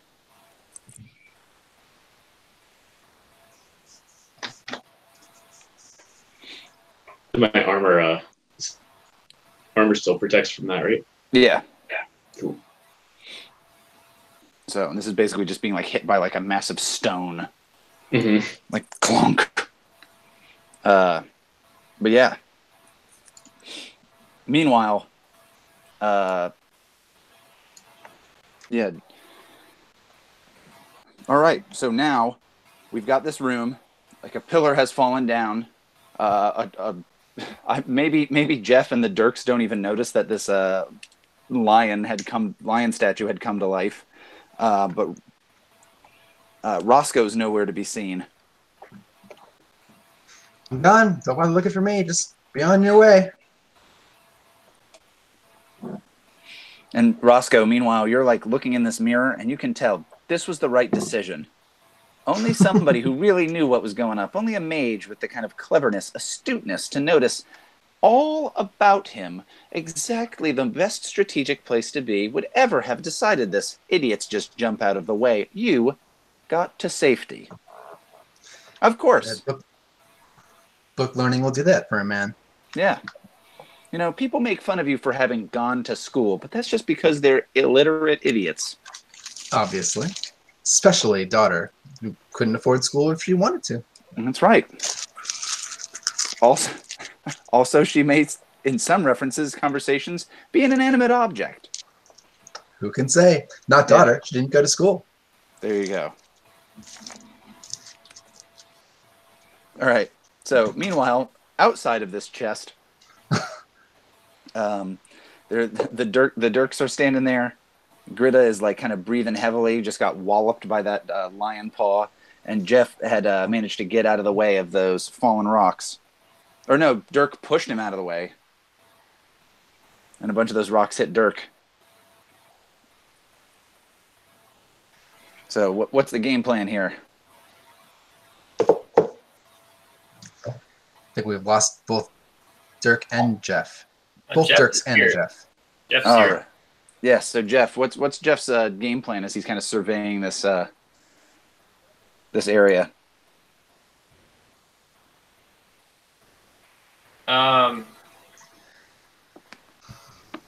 Yeah. So game plan is to find the right path forward, and the best way forward is going to be one that is least dangerous, and that is Jeff's plan.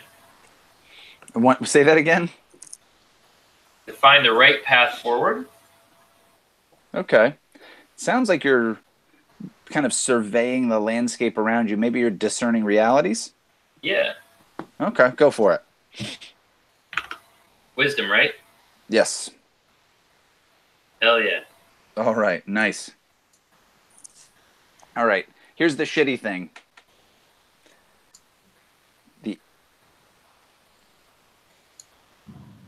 You guys at first are kind of like looking, you're kind of looking around. You're like, oh, Roscoe jumped in that. That's right, I saw Roscoe leap into that that chest. And there you should definitely leave him. right. Because he's happy. Yeah. Right. Two things happen.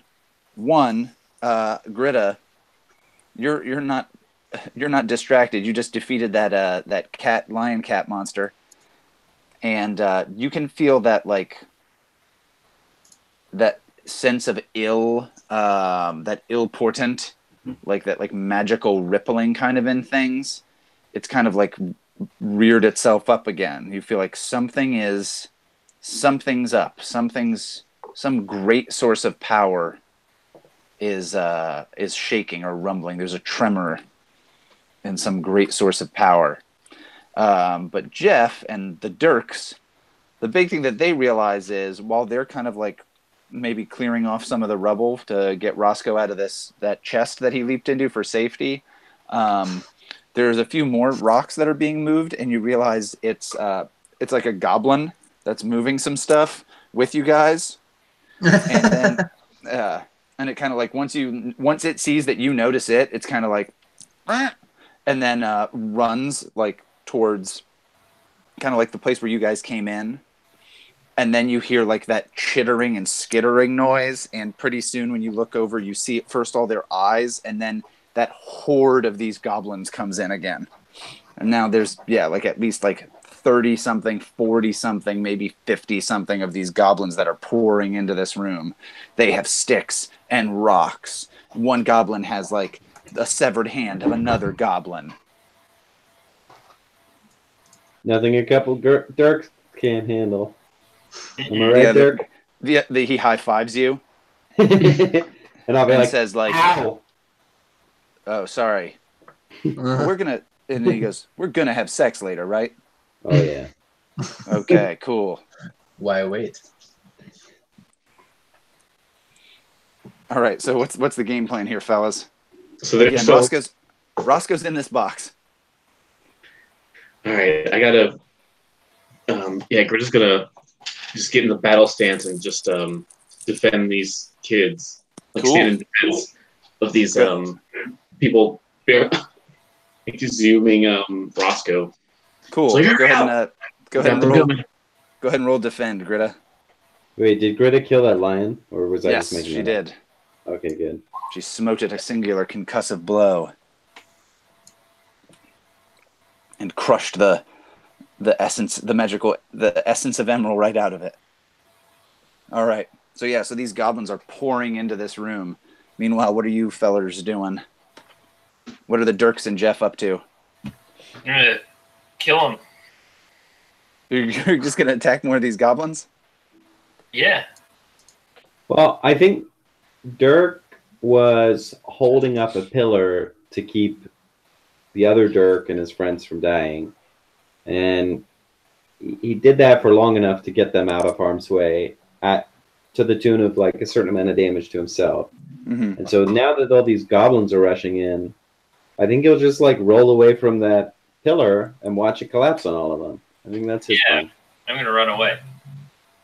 Okay, so is Dirk's going to try to use almost do something similar to what he did before? This time, use some of that rubble to kind of cause the further collapse of part of this roof. Well, I thought he was literally like holding up that pillar, and I thought it was Yeah. going to be some dramatic thing where he's like, "Go," and then other Dirks is like, "No, I can't leave you," and then there's like a long moment between the two of them. But now that these goblins are ruining that, you know, he'll just be like, "Fine, you guys can hold up this pillar." All right. So,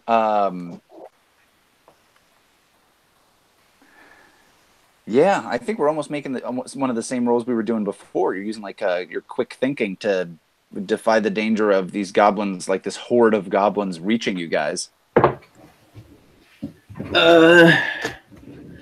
Yeah, okay. Let's see.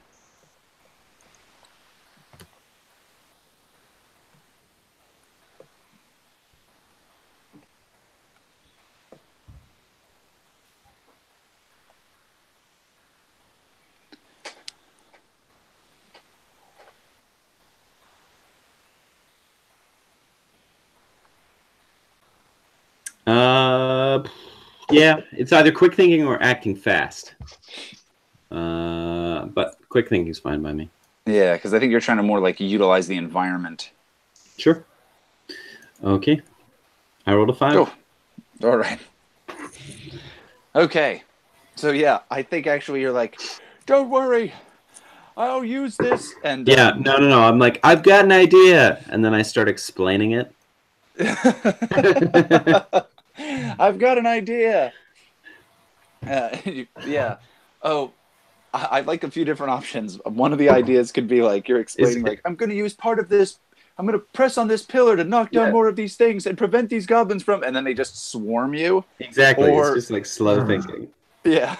Like, and then you'll leverage this rock with this other rock. And they're like, wait, what rock? And I'm like, this rock over here. Right. And yeah, these goblins just absolutely swarm Dirk.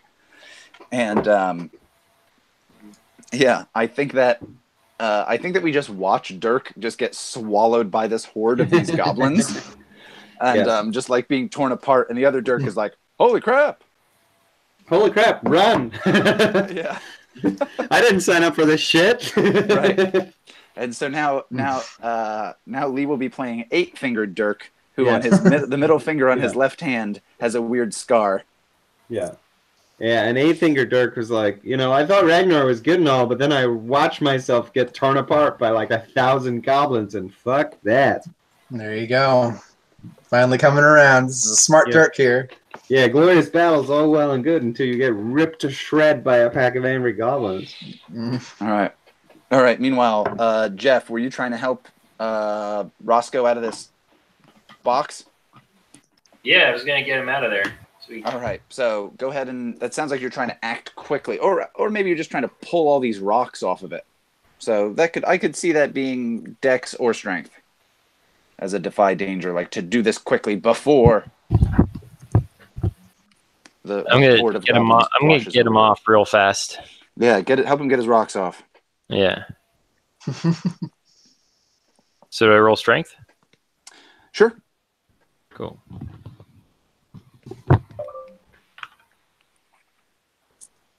pretty darn good. Strongest.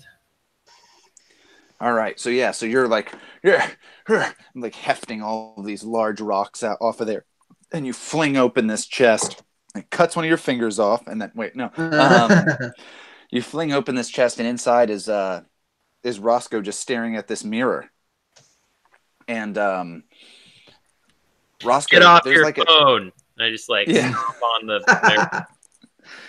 It's get off your phone and have a conversation for once. Yeah. Roscoe. But I'm talking to There's the some most kind of- interesting person in the room.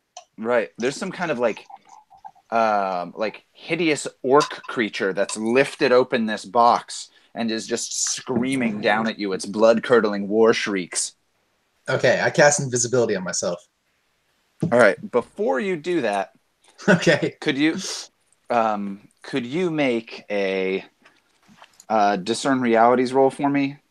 Not a discern realities roll. I'm sorry, a defy danger roll Got it. with- With wisdom. oh boy. Oh, it's the same roll. Here we go. All right. 10. Oof. You're able to be like, wait a minute. I recognize those hideous orcan grunts and shrieks.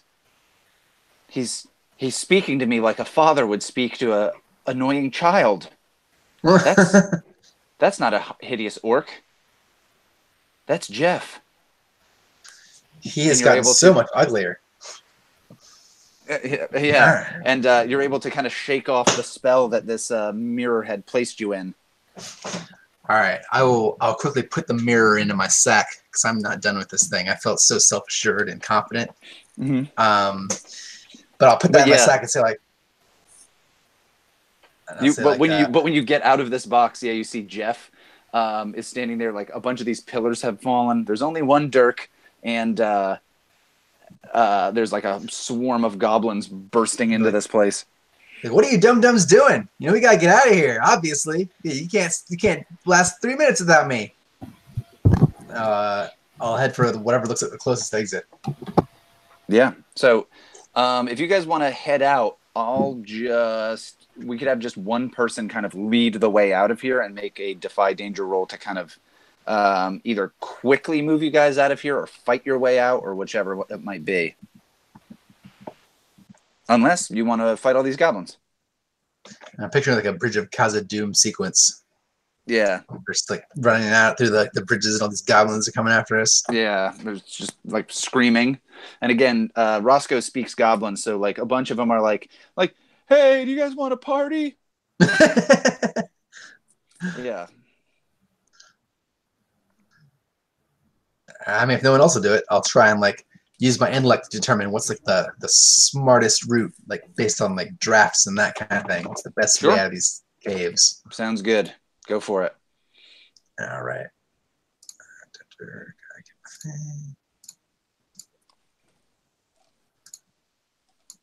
All right, got a 13. 13. Best Pretty rolling ever. good. All right. So, indeed. Yeah, are you guys good to head out of here if Roscoe leads the way? Oh yes. All right. So yeah. So I'll say that you guys can start to head out like farther into these caverns. All right, I'm just gonna keep going until we don't hear any more chittering and requests to party behind us. Yeah. Yeah, you hear a few more yells of that, like, hey girl, what's up? Hey girl. Girl, you thick? Yeah, you hear a lot of that kind of stuff coming from these goblins. And right. You guys arrive at all right. So you guys kind of keep moving down these tunnels and farther down. And you can hear these goblins kind of like chasing you for a bit. Out of the room. You're definitely kind of like not in immediate danger, but it's going to take some kind of effort to lose these goblins, or you realize they're just going to be on you again. Like the moment you stop, they'll just be there, essentially. Like somebody's going to have to do something to like not just get away, to be running away from them, but to lose them. Sounds like a job for Dirk Zaid. All right, Dirk, very savage. Mm-hmm. Number 2 / 8 fingers. Right. So what does 8-Finger Dirk think is what's his game plan here? So we're trying to like misdirect the goblins or get ahead of them. What are we trying to do here? So you could misdirect them if you guys could figure out a way to move like way faster, where you would just put so much distance between you and them. That's another option. Or you might tell me a little bit about the environment around us. So we got out of this cave, and then now where are we? You're back into kind of these caverns that are like the low ceilings. But you could be, it sounds like you might be discerning realities if you're like really trying to study your environment and with what's around you to see if it could be advantageous somehow. What's that, wisdom? Yes. Okay, this is not well, hold on, I add 1 to this because it's the only thing I can change.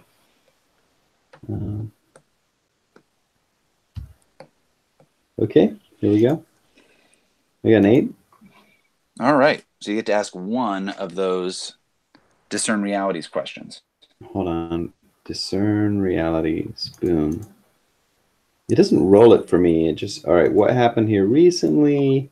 What is about to happen? What should I be on the lookout for? What here is useful to me? That's what I'll ask. Ooh, okay. What here is useful to you? If you can, you noticed that there's like that those goblins earlier were eating that like big bug. Mm-hmm. What you notice is if you can find some kind of creature that would be like tempting, they would probably eat that creature. You realize grimly that there's a good chance that a lot of those goblins stayed behind to consume Dirk with 7 fingers. Mm-hmm. And that the odds are fewer goblins are chasing after you. But if you could create some other kind of tempting bait, it could get them to like essentially leave you guys alone, at least for a bit, and give you way more time to move ahead. And is there anything close that sort of fits the bill? Ooh.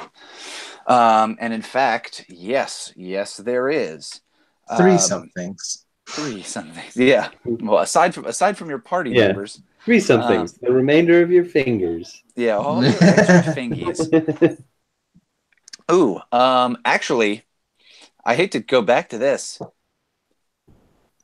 One easy thing is if you just ditched a bunch of your rations, that might slow them down, especially if it's like, oh, we have all this like salted pork or something like that. So we're into these caverns, and then we're like at a cliff face, or it's just like caverns with a low ceiling, or what? So you're in these caverns, just kind of running through these labyrinthine caverns, like following Roscoe and Gritta's kind of lead at different points. They've kind of taken turns leading the way here. And how many are left chasing us, do I expect? There's still got to be at least like 2 to 3 dozen of these goblins chasing you guys. All right.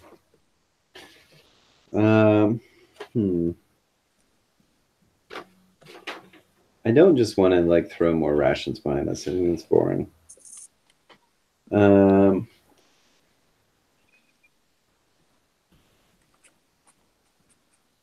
Yeah, I don't want to do that. I don't think there's a lot of options here. Like try to collapse the ceiling again, but I've done that like twice already. Don't want to do that. Don't want to leave rations behind. Poison that I have is not going to particularly work. Do we still have that mirror? Yeah. Okay. So what about if I cast Unseen Servant, which is a cantrip, and like as we leave, I get the Unseen Servant to just hold the mirror up in the direction of the goblins chasing us, and just hope for the best. They just like pause long enough looking into this mirror, and like maybe fight over it or something. You know what? That sounds awesome. Go ahead and do that. That's cool. Sorry, I forgot about that mirror already. That should tell you how important I thought it would be, but actually it sounds way better. But yeah, that sounds pretty good. Lee, you're like, wait, or Dirk is like, wait a minute, that mirror, it distracted the hell out of Roscoe. Maybe it'll distract the hell out of these goblins. This thing raises the hell out of your self-esteem, and it seems to me like these guys could really use some more self-love, because they think it's all about partying and eating people, but really they seem to look inside themselves. So I'll like get my Unseen Servant to just simply hold it in place, like facing the oncoming goblins as we get going. Sounds good. Go ahead and make that spell roll, Carl. Ooh. 11. You lucky bastard. All right, so 11. All right, so what is your... This is almost a dumb question. What does your unseen servant look like? But what does this look like as you have this mystical thing do this? So my unseen servant just looks like an impossibly handsome version of me with like really luscious hair. Like if Fabio and me had a baby together. Don't worry. It says, "Don't worry, Roscoe. I've got this." Except as a dwarf. I'll say. Yeah, and like I just want to like hold it and sort of be like holding out really enticing, like for the goblins. Be like, look out! Look at these dashing fellows looking in this mirror. You deserve better. Hold up a Hissing mirror to after straps. goblins? Not a problem at all. Yeah, he's got a really deep heroic voice. Yeah. Perfect. I imagine that doesn't actually go on. That's just in Roscoe's head how he sees the servant. Yeah, he's like nodding and smiling to himself. Yeah. And so there's just this that's what Roscoe sees. To everybody else, the mirror is just floating. Before I got the mirror, he was sort of an ugly version of me, but now that I have all this self-respect. Yeah, this is the version of you that you saw in that mirror. Oh, I like Thanks, that a lot, mirror. actually. That's kind of cool. I'll never forget. And who could forget you, pal? You're 1 in a million. No, 1 in a billion. I kiss him on the lips No. for like several seconds. So, no, you're too important. I'll stay behind. So Right. you're a good man, me. So, I've only met one man better. I think you know who he is. And he winks. Looking around. Yeah, exactly. So you guys see Roscoe like interacting with nothing. And maybe Jeff is like, what a weirdo. But yeah, so that's the deal. At some point, like these goblins come by and like a whole bunch of them see this mirror and they stare at it. And one of the goblins like looks in it and we briefly see things from his perspective. And he looks still exactly the same, and he's like, he looks next to him and there's like another goblin, and it's like, we hear like their weird chittering language, and it's like, Scrutch, I've always wanted to breed with you. Here, jump into the refuse pile with me. And he's like, oh, Skringus, that's what I've always desired. And soon these goblins, instead of fighting with one another, it just turns into a disgusting mound of writhing goblin bodies, and you're like, oh. And soon, I think the smell pushes you guys further out of here. Glad we could bring joy to these caverns. Yeah. Jeff joins. Jeff tries, but Jeff tries to join in, but the musk is too strong even for Jeff. He's kind of repulsed. But yeah. All right. So, as you guys kind of journey further into these caverns, you feel like you've been traveling for a long, long time. Eventually, you've kind of like started to move your way upward. And for the most part, this isn't any kind of steps. Like you're just kind of like walking through like these tunnels. At times, the tunnels start to become like shorter and shorter. Like everybody has to duck down. And you get to the point where you kind of feel like this is the right way, but we're having to almost crawl forward. And it's as much because the ceiling has become lower, but also because you've started to go uphill pretty significantly. And like just walking while hunched over is more difficult than actually like kind of crawling maybe on all fours. And you kind of move and you're going for hours. You guys probably do stop to rest at some point. But as you like kind of head on through after several more hours, things open up again, and it opens up into this like incredibly tall chamber. It's like a half circular chamber. You guys come in at like the top of like the circular part, and The wall in front of you is flat, and it's definitely flat and does not look natural at all. The little thing is, if it was a circle, it would be maybe 30, 40 yards in like is like the radius of this. So from where you from where you guys, where this kind of low ceilinged cavern opens up, it's maybe 30 or 40 feet from this flat wall. And there stands a great stone door 3 times as tall as a man. The door does not seem to be made of any form of stone any of you have ever seen before. It's unadorned, its shape is simple, and it does not reveal at all through style or construction who made it. So you're looking at this thing and it just seems like you're like, okay, this appears to be a door. It's made out of stone, but that's all I know. Okay. No obvious mechanisms to open it, you said? Ooh. At about eye level, about maybe like 6 to 8 feet apart are 3 keyholes. Can I survey it for danger? Absolutely. Is this your trap expert thing? Yep. Go for 11. it. All right. So there's like a series of questions you have, right? Yeah. So I can ask. So on a 10 plus, hold 3, which is all of them. So I'll just ask you these now. Okay. Is there a trap here? And if so, what activates it? What does the trap do when activated? What else is hidden here? Okay. So there is not a trap.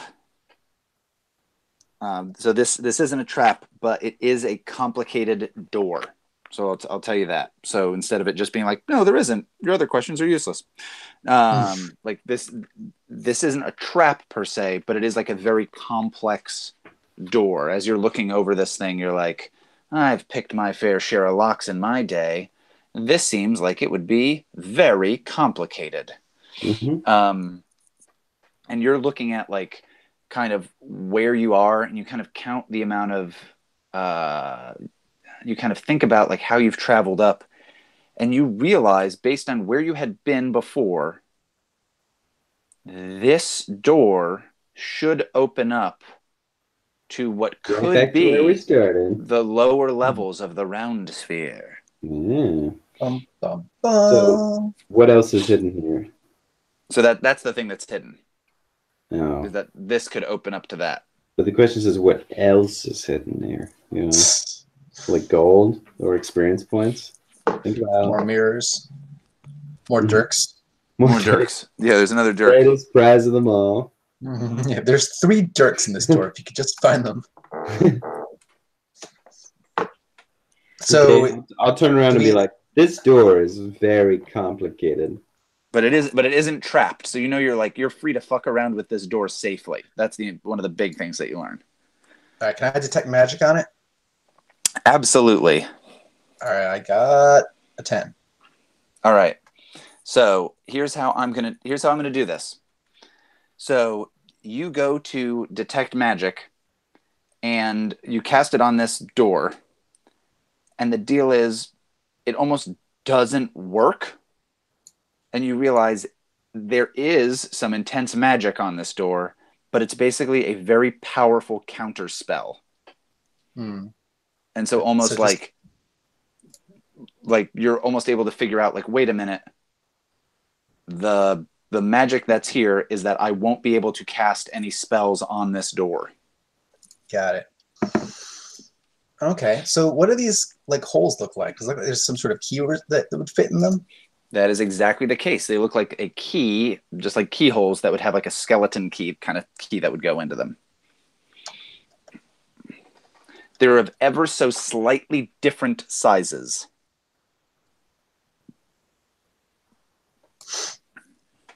Hmm. But even that takes you like a while to notice.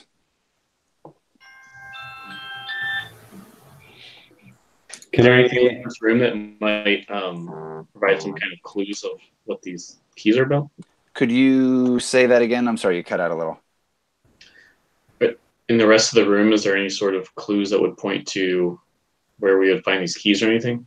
Ooh, sounds like this is maybe a discern reality roll. Does that sound right? Mm-hmm. Mm-hmm. Oh, geez, I got an 8. Oh, boy. All right. When you closely study a situation or person, so you get to ask one of these bad boys. So yeah, I guess I was asking what here is useful or valuable. All right. So you what here is useful or valuable to you? Your friends. Yeah, your friends.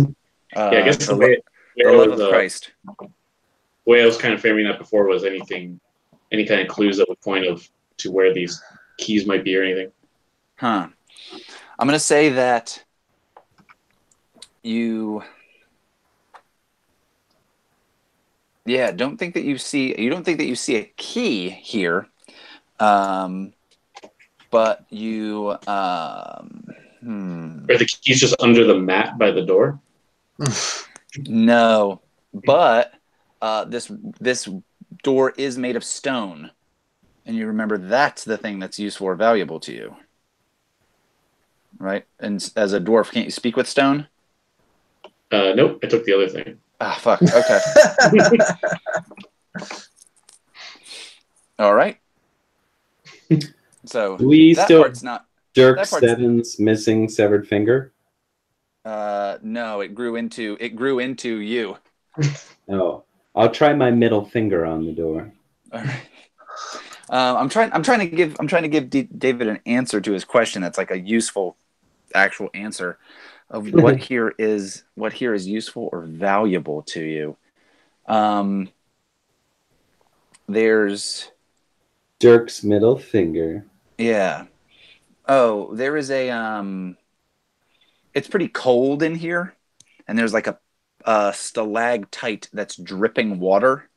It has like some icicles frozen to it, and you are like, wait a minute, water could be kind of useful when it comes to like doors and that kind of thing, like maybe possibly flooding that lock in some way or another, or maybe the water could be used in some kind of magical ritual to help make a tool, something like that. But you're like, there's water here. That's this like freezing cold mountain water that's dripping down. Perhaps that something could be done with that. Yeah, but Dirk is gonna start fucking around with one of these keyholes. Yeah, just sticking his middle finger right in there. Okay. Rotating it around. I'm the key. I'm the key, he says. The key was me all along, just like Yeah. last time. All right, so are you trying to pick any of these locks? Yes. Okay, awesome. Go ahead and make a dex roll. 11. Pretty good.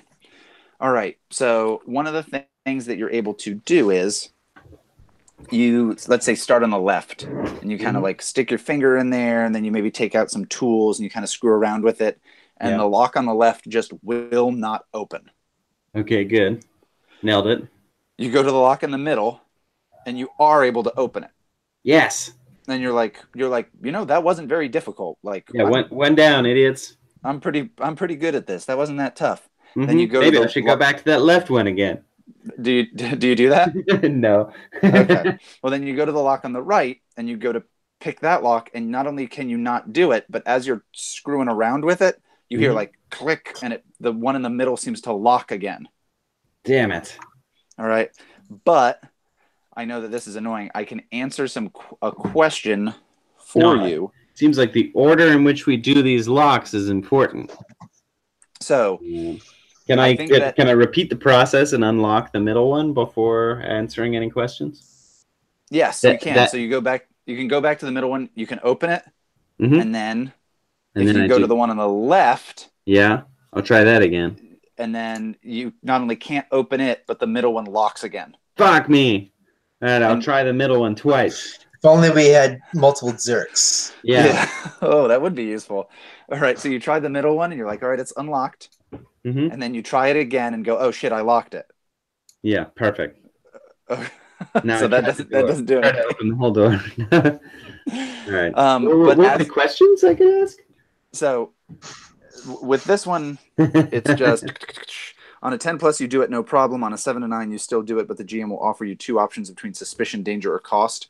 I'm gonna kind of do this like a little bit differently from that.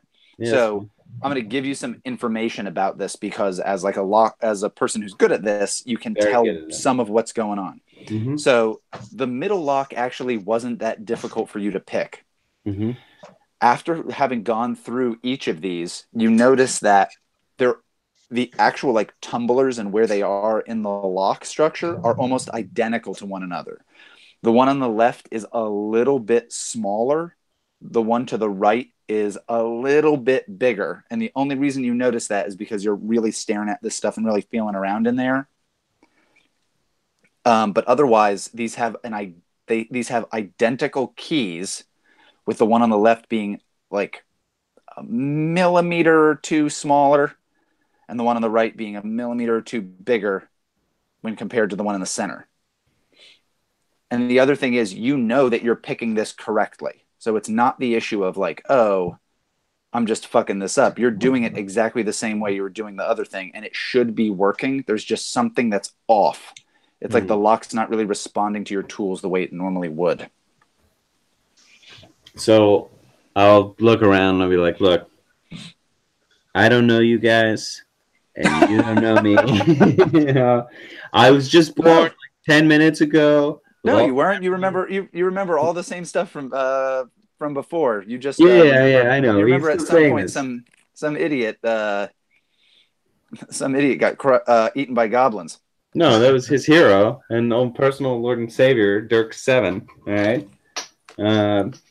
He'd be like, look, I don't know you guys, and you don't know me. I was just born 10 minutes ago with all of the memories of Dirk 7 and most of the same personality traits, except I have a weird deficient, like I have certain proclivities that you don't need to know about yet.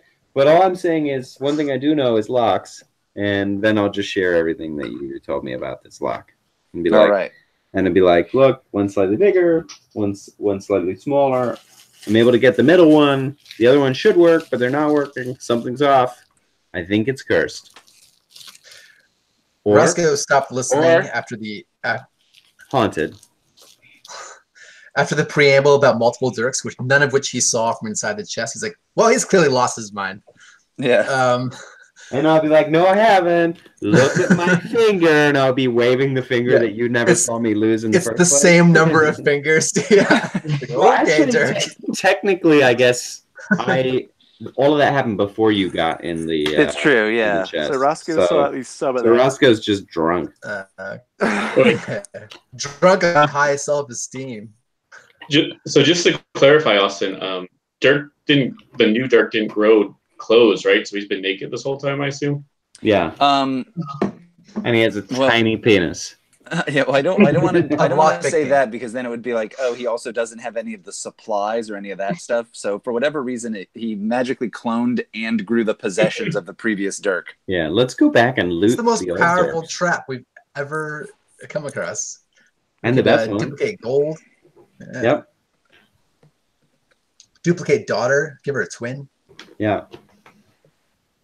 The only thing he didn't duplicate was my cowboy hat. Yeah. Okay, so we need somehow to pick the other 2 locks while the 3rd lock's being picked. And there was something to do with water around here. What if we froze all of the water into ice and then used the ice to murder someone and then the weapons disappeared? What if we did that? It's a good plan. I like that. Oh yeah, that's good. I'll be right back.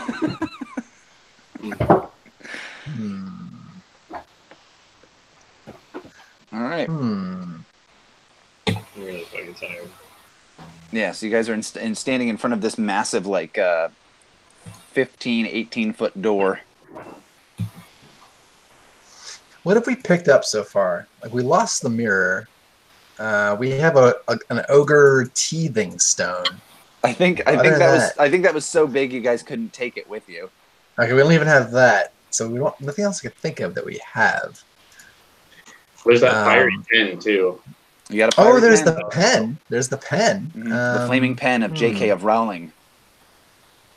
I say, Jeff, it What? couldn't hurt. Why don't you just try drawing a new key with that magic pen? Stranger things have happened. Ah. All right. I'm gonna draw a key. How good is Jeff at drawing? He's all right. You're like, yeah, that's a key. Drew a key on the. What are you drawing on? I'm gonna draw it in the dirt. All right. You're like, oh, well, I drew a key, but it's got a lot of dirt in my pen nib. I'm gonna have to clean this out if I want to use this as a regular pen later. What a pain in the ass. It looks cool though because the pen's on fire. So that part's cool. Hell yeah.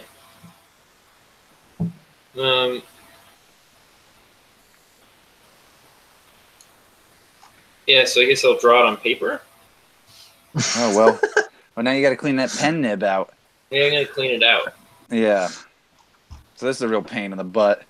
So yeah, so you do that. He draws kind of like you would with your finger in the dirt or with a stick in the dirt. He draws a key.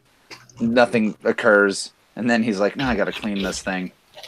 All right, while he's doing this, I'm gonna magic missile the door. See what happens. All right.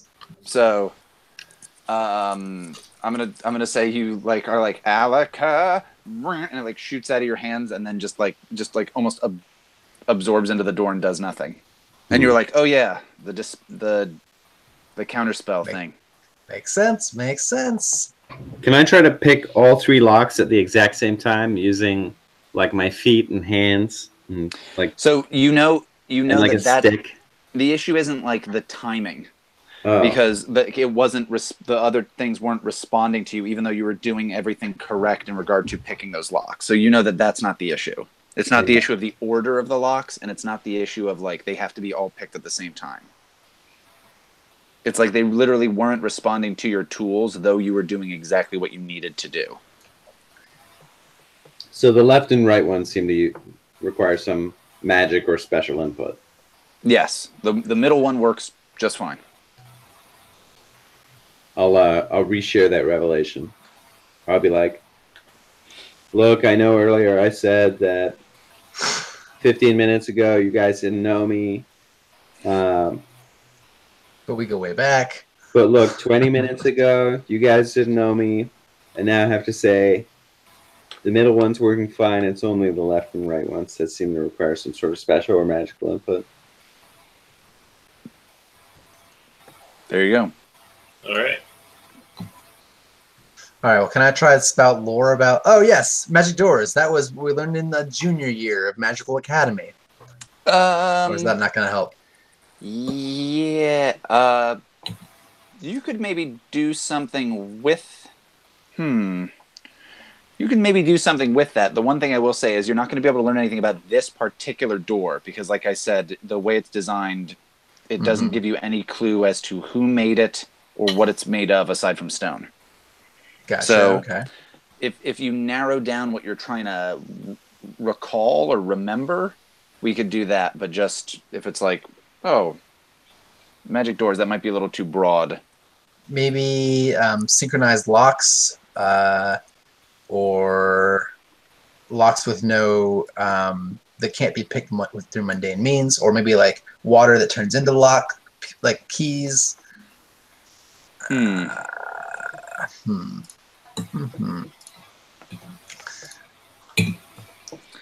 Yeah, you could try to do something about that. Go for it. What was the deal with the water again? Is it just a little stream going by, or what? It's it's dripping off a stalactite, and it's forming a tiny puddle, and it's freezing cold, icy mountain water. Just magic missile that, or drink it, or do anything. Freezing cold. I didn't detect any magic elsewhere in the room, from the water or the stalactite. Nope. But regular water, regular stalactite. There's a bug on Can I it. like scoop up the water and like pour it in the keyholes? Sure. I do that. All right. Yeah, they're all broken. Yeah, you've now broken it. Now no one can open the door. Yeah, Thanks a you lot, starved Carl. to death. Good This is game. why we don't have good things. All right, so you fill up like a little cup from your adventuring pack with this water from this little puddle, and you pour it into all three. Just the two that wouldn't work. While I tell Dirk to pick the third one, the middle one. All right. So you pour this water into the other two, to the one on the left and the one on the right, and you say, Dirk, pick this middle one. Dirk, are you down for that? I'm double down. Okay. So you pick the middle lock and it opens. Then what? Do like I notice anything about like what's happening inside the locks? Like, is the water doing anything? Is it like anything crazy magical happening? So I hear it sounds anything? it sounds like you're listening real closely, examining these locks, like these keyholes, really closely. Go ahead and make a discern realities roll. Man, these are the best rolls I've ever gotten in a game session. Yeah, you're knocking it out. All right. So.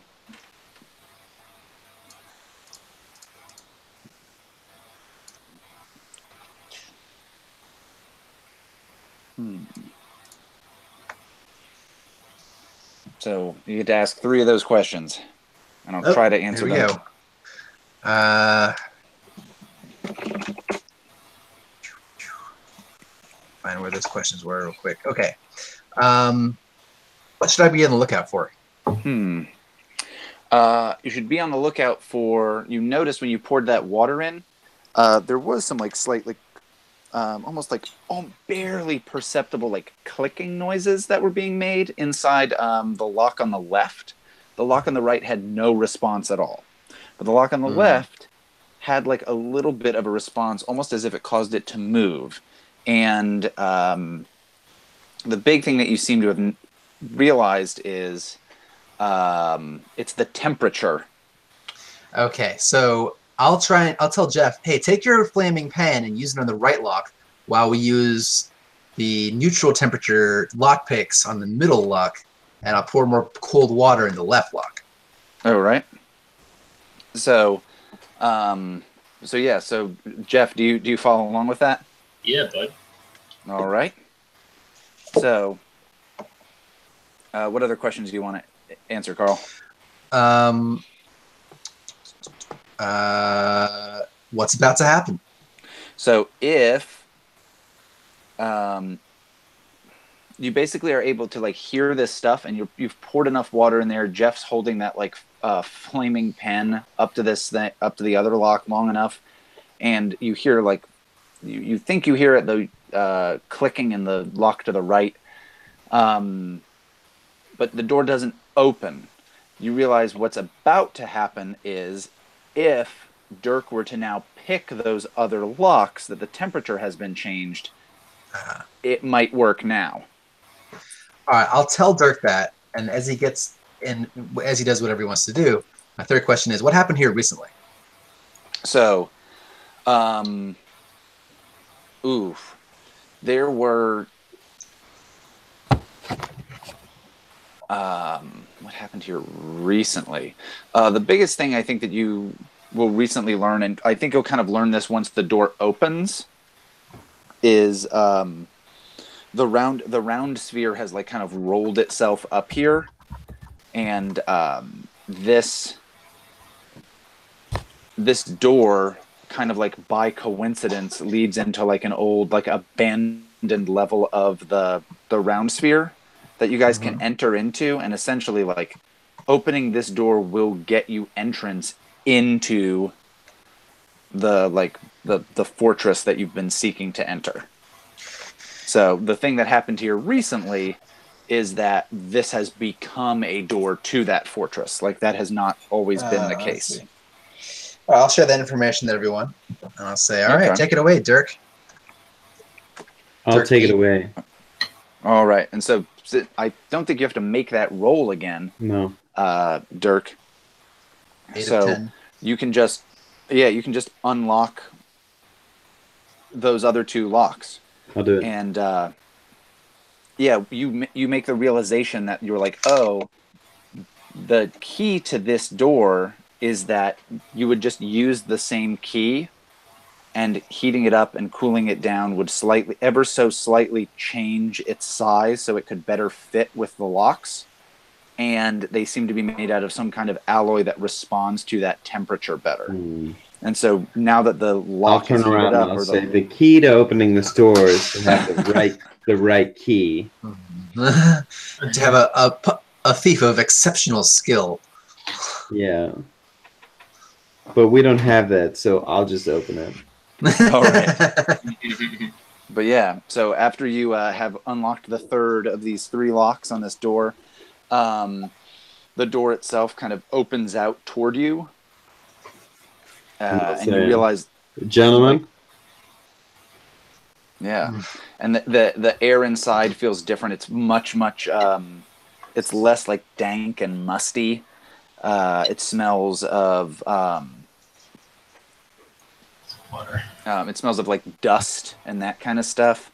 Like smells much more like, oh, this is something where like people have been, or their things are, and you realize there's all kinds of like crates of like down here that look like they are tremendously old and have maybe even started to like go bad. And you realize like you're no longer in this kind of natural environment of these ancient catacombs. And I think maybe Dirk will realize that, especially because he had learned that the catacombs, the caverns, were super ancient. You guys have now entered the Round Sphere, the keep, the last remaining keep of the globalist rebels. Dun, dun, dun, dun, bum, bum, bum, bum. That was my royalty-free version of the Game of Thrones music. Yeah, I thought that's where that was going at first. I was like, no, that's not it. Yeah, that's the "you can't sue me" version of that music. All right, but I think that's where we should end stuff, with you guys entering the keep of the Round Sphere. That's good. All right, cool. So let's go through our end of session moves, if you guys don't mind. All right, so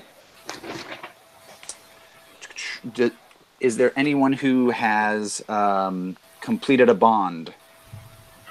Dirk revealed his important secret, and I tried to tell Greta that his guys were garbage. I don't know if that counts for teaching him all that I can. That could work for me. This is going to be questionably the last time you guys have the opportunity to do this. All right, so I'll say I've fulfilled Greta and Dirk's bonds for me. Nice. Yeah, I feel like I helped him too. Go on. I think, Roscoe was in constant danger, and I will keep them safe. But he'll Out of that chest. rewrite that to like Roscoe is proven an infidel and does not deserve my pity. All right. Is it 1 XP per? Yes. And I think I'm gonna change Dirk's over to that's more of the he can be. I don't know the exact wording yet, but I think obviously he's going into this religion. Of you think that he's like he's a likely convert? Yeah. Yeah. Okay.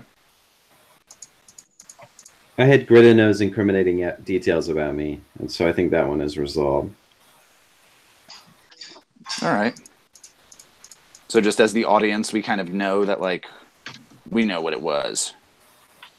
Yeah. The whole flat earth thing, right?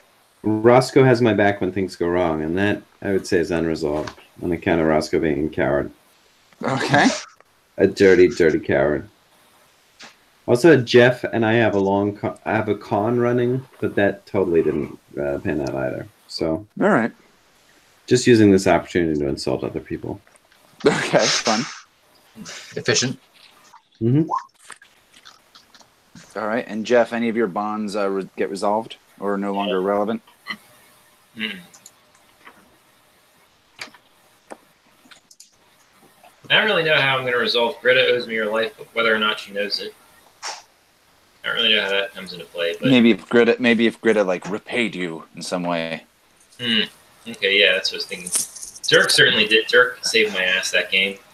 But I already resolved my bond with him last game. I don't really have a bond with him right now. Okay.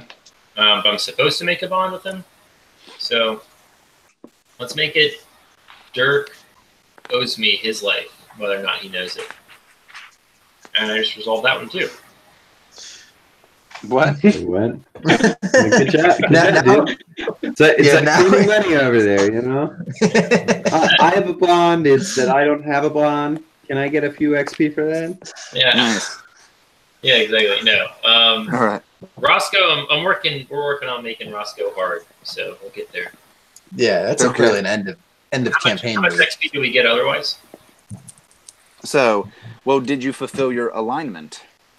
Yeah, hell yeah. All right. So if you fulfilled your alignment, you get an experience.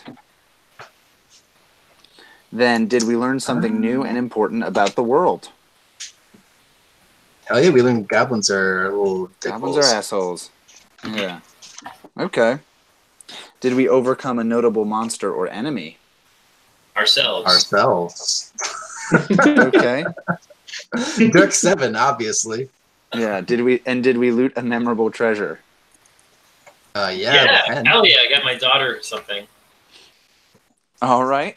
Cool. So then, yeah, for each of those, you get an experience.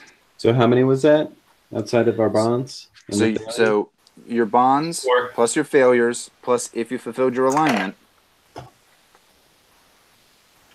All right, and So then I got- those 3 questions that I asked were we said yes to all 3 of those. how much XP do you need to level up? So now remember, you still had what was left over. Once you hit 4. 8, you're good. I did Okay, level so- twice. How much is that? So it would go Level 8, and then you would 3. need an additional 9. That's bullshit. But I leveled up to 3. All Yeah. right. All right, great. Fun. Cool. And again, if you've got more experience than you need, you can save those points. Right. Yeah. So, Are we level 3 now? I mean, it depends on how many experience points you ended up getting. How many experience points do you need to level up? So to go from level 2 to level 3 is 8. Oh. But here's the thing. Here's the thing that I forgot that we were doing. Everybody's going to go up 1 anyway. Oh, nice. So go. Oh, So so everybody's great. going to go up. Oh, Everybody's 4. going to go up to level 3, Woo. and then if you have 10 experience to go from 3 to 4, Oh, perfect. then you go from 3 to 4, and then the next one is 11 experience. Nice. So if we get up to level 4, do we take any more statistics like strength, dexterity? So I think, and David, tell me if I'm wrong on this. Do you always improve a stat? Yeah, just the big number though. Yeah. Oh Okay. yes. So You can't get above 18, Right. right? Right. pretty much. Yeah. So you increase your level by 1. You choose a new advanced move from your class. If you're the wizard, you also get to add a new spell to your spell book, and then you choose one of your stats and increase it by 1, which may change your modifier. Hell yeah.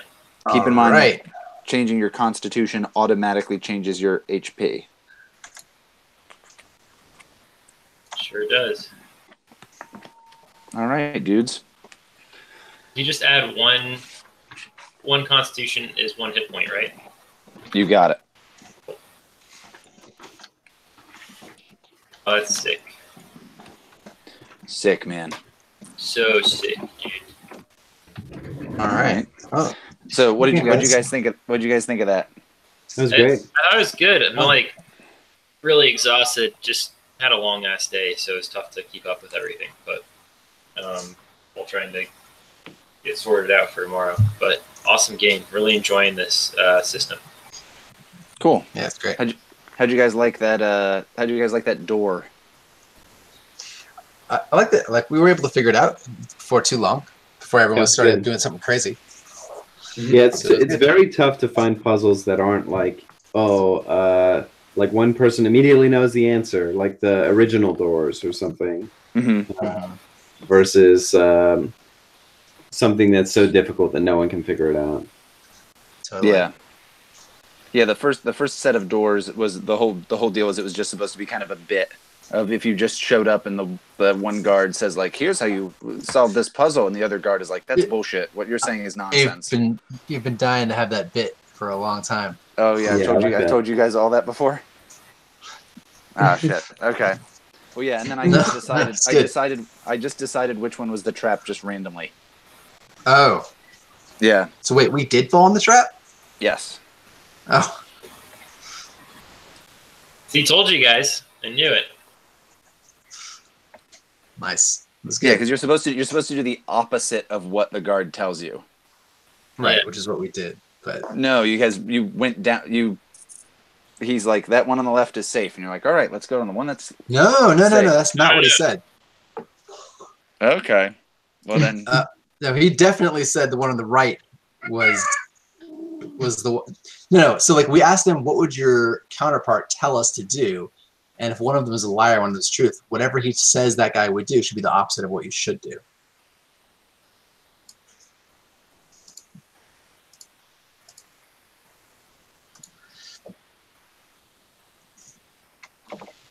Huh, how does this work? I don't really understand it. I think we lost him. Ask. I got so furious with what Carl was saying. I had my phone just stop working. Yeah, I was also furious. Dropped the truth bomb. Yeah. It was fun.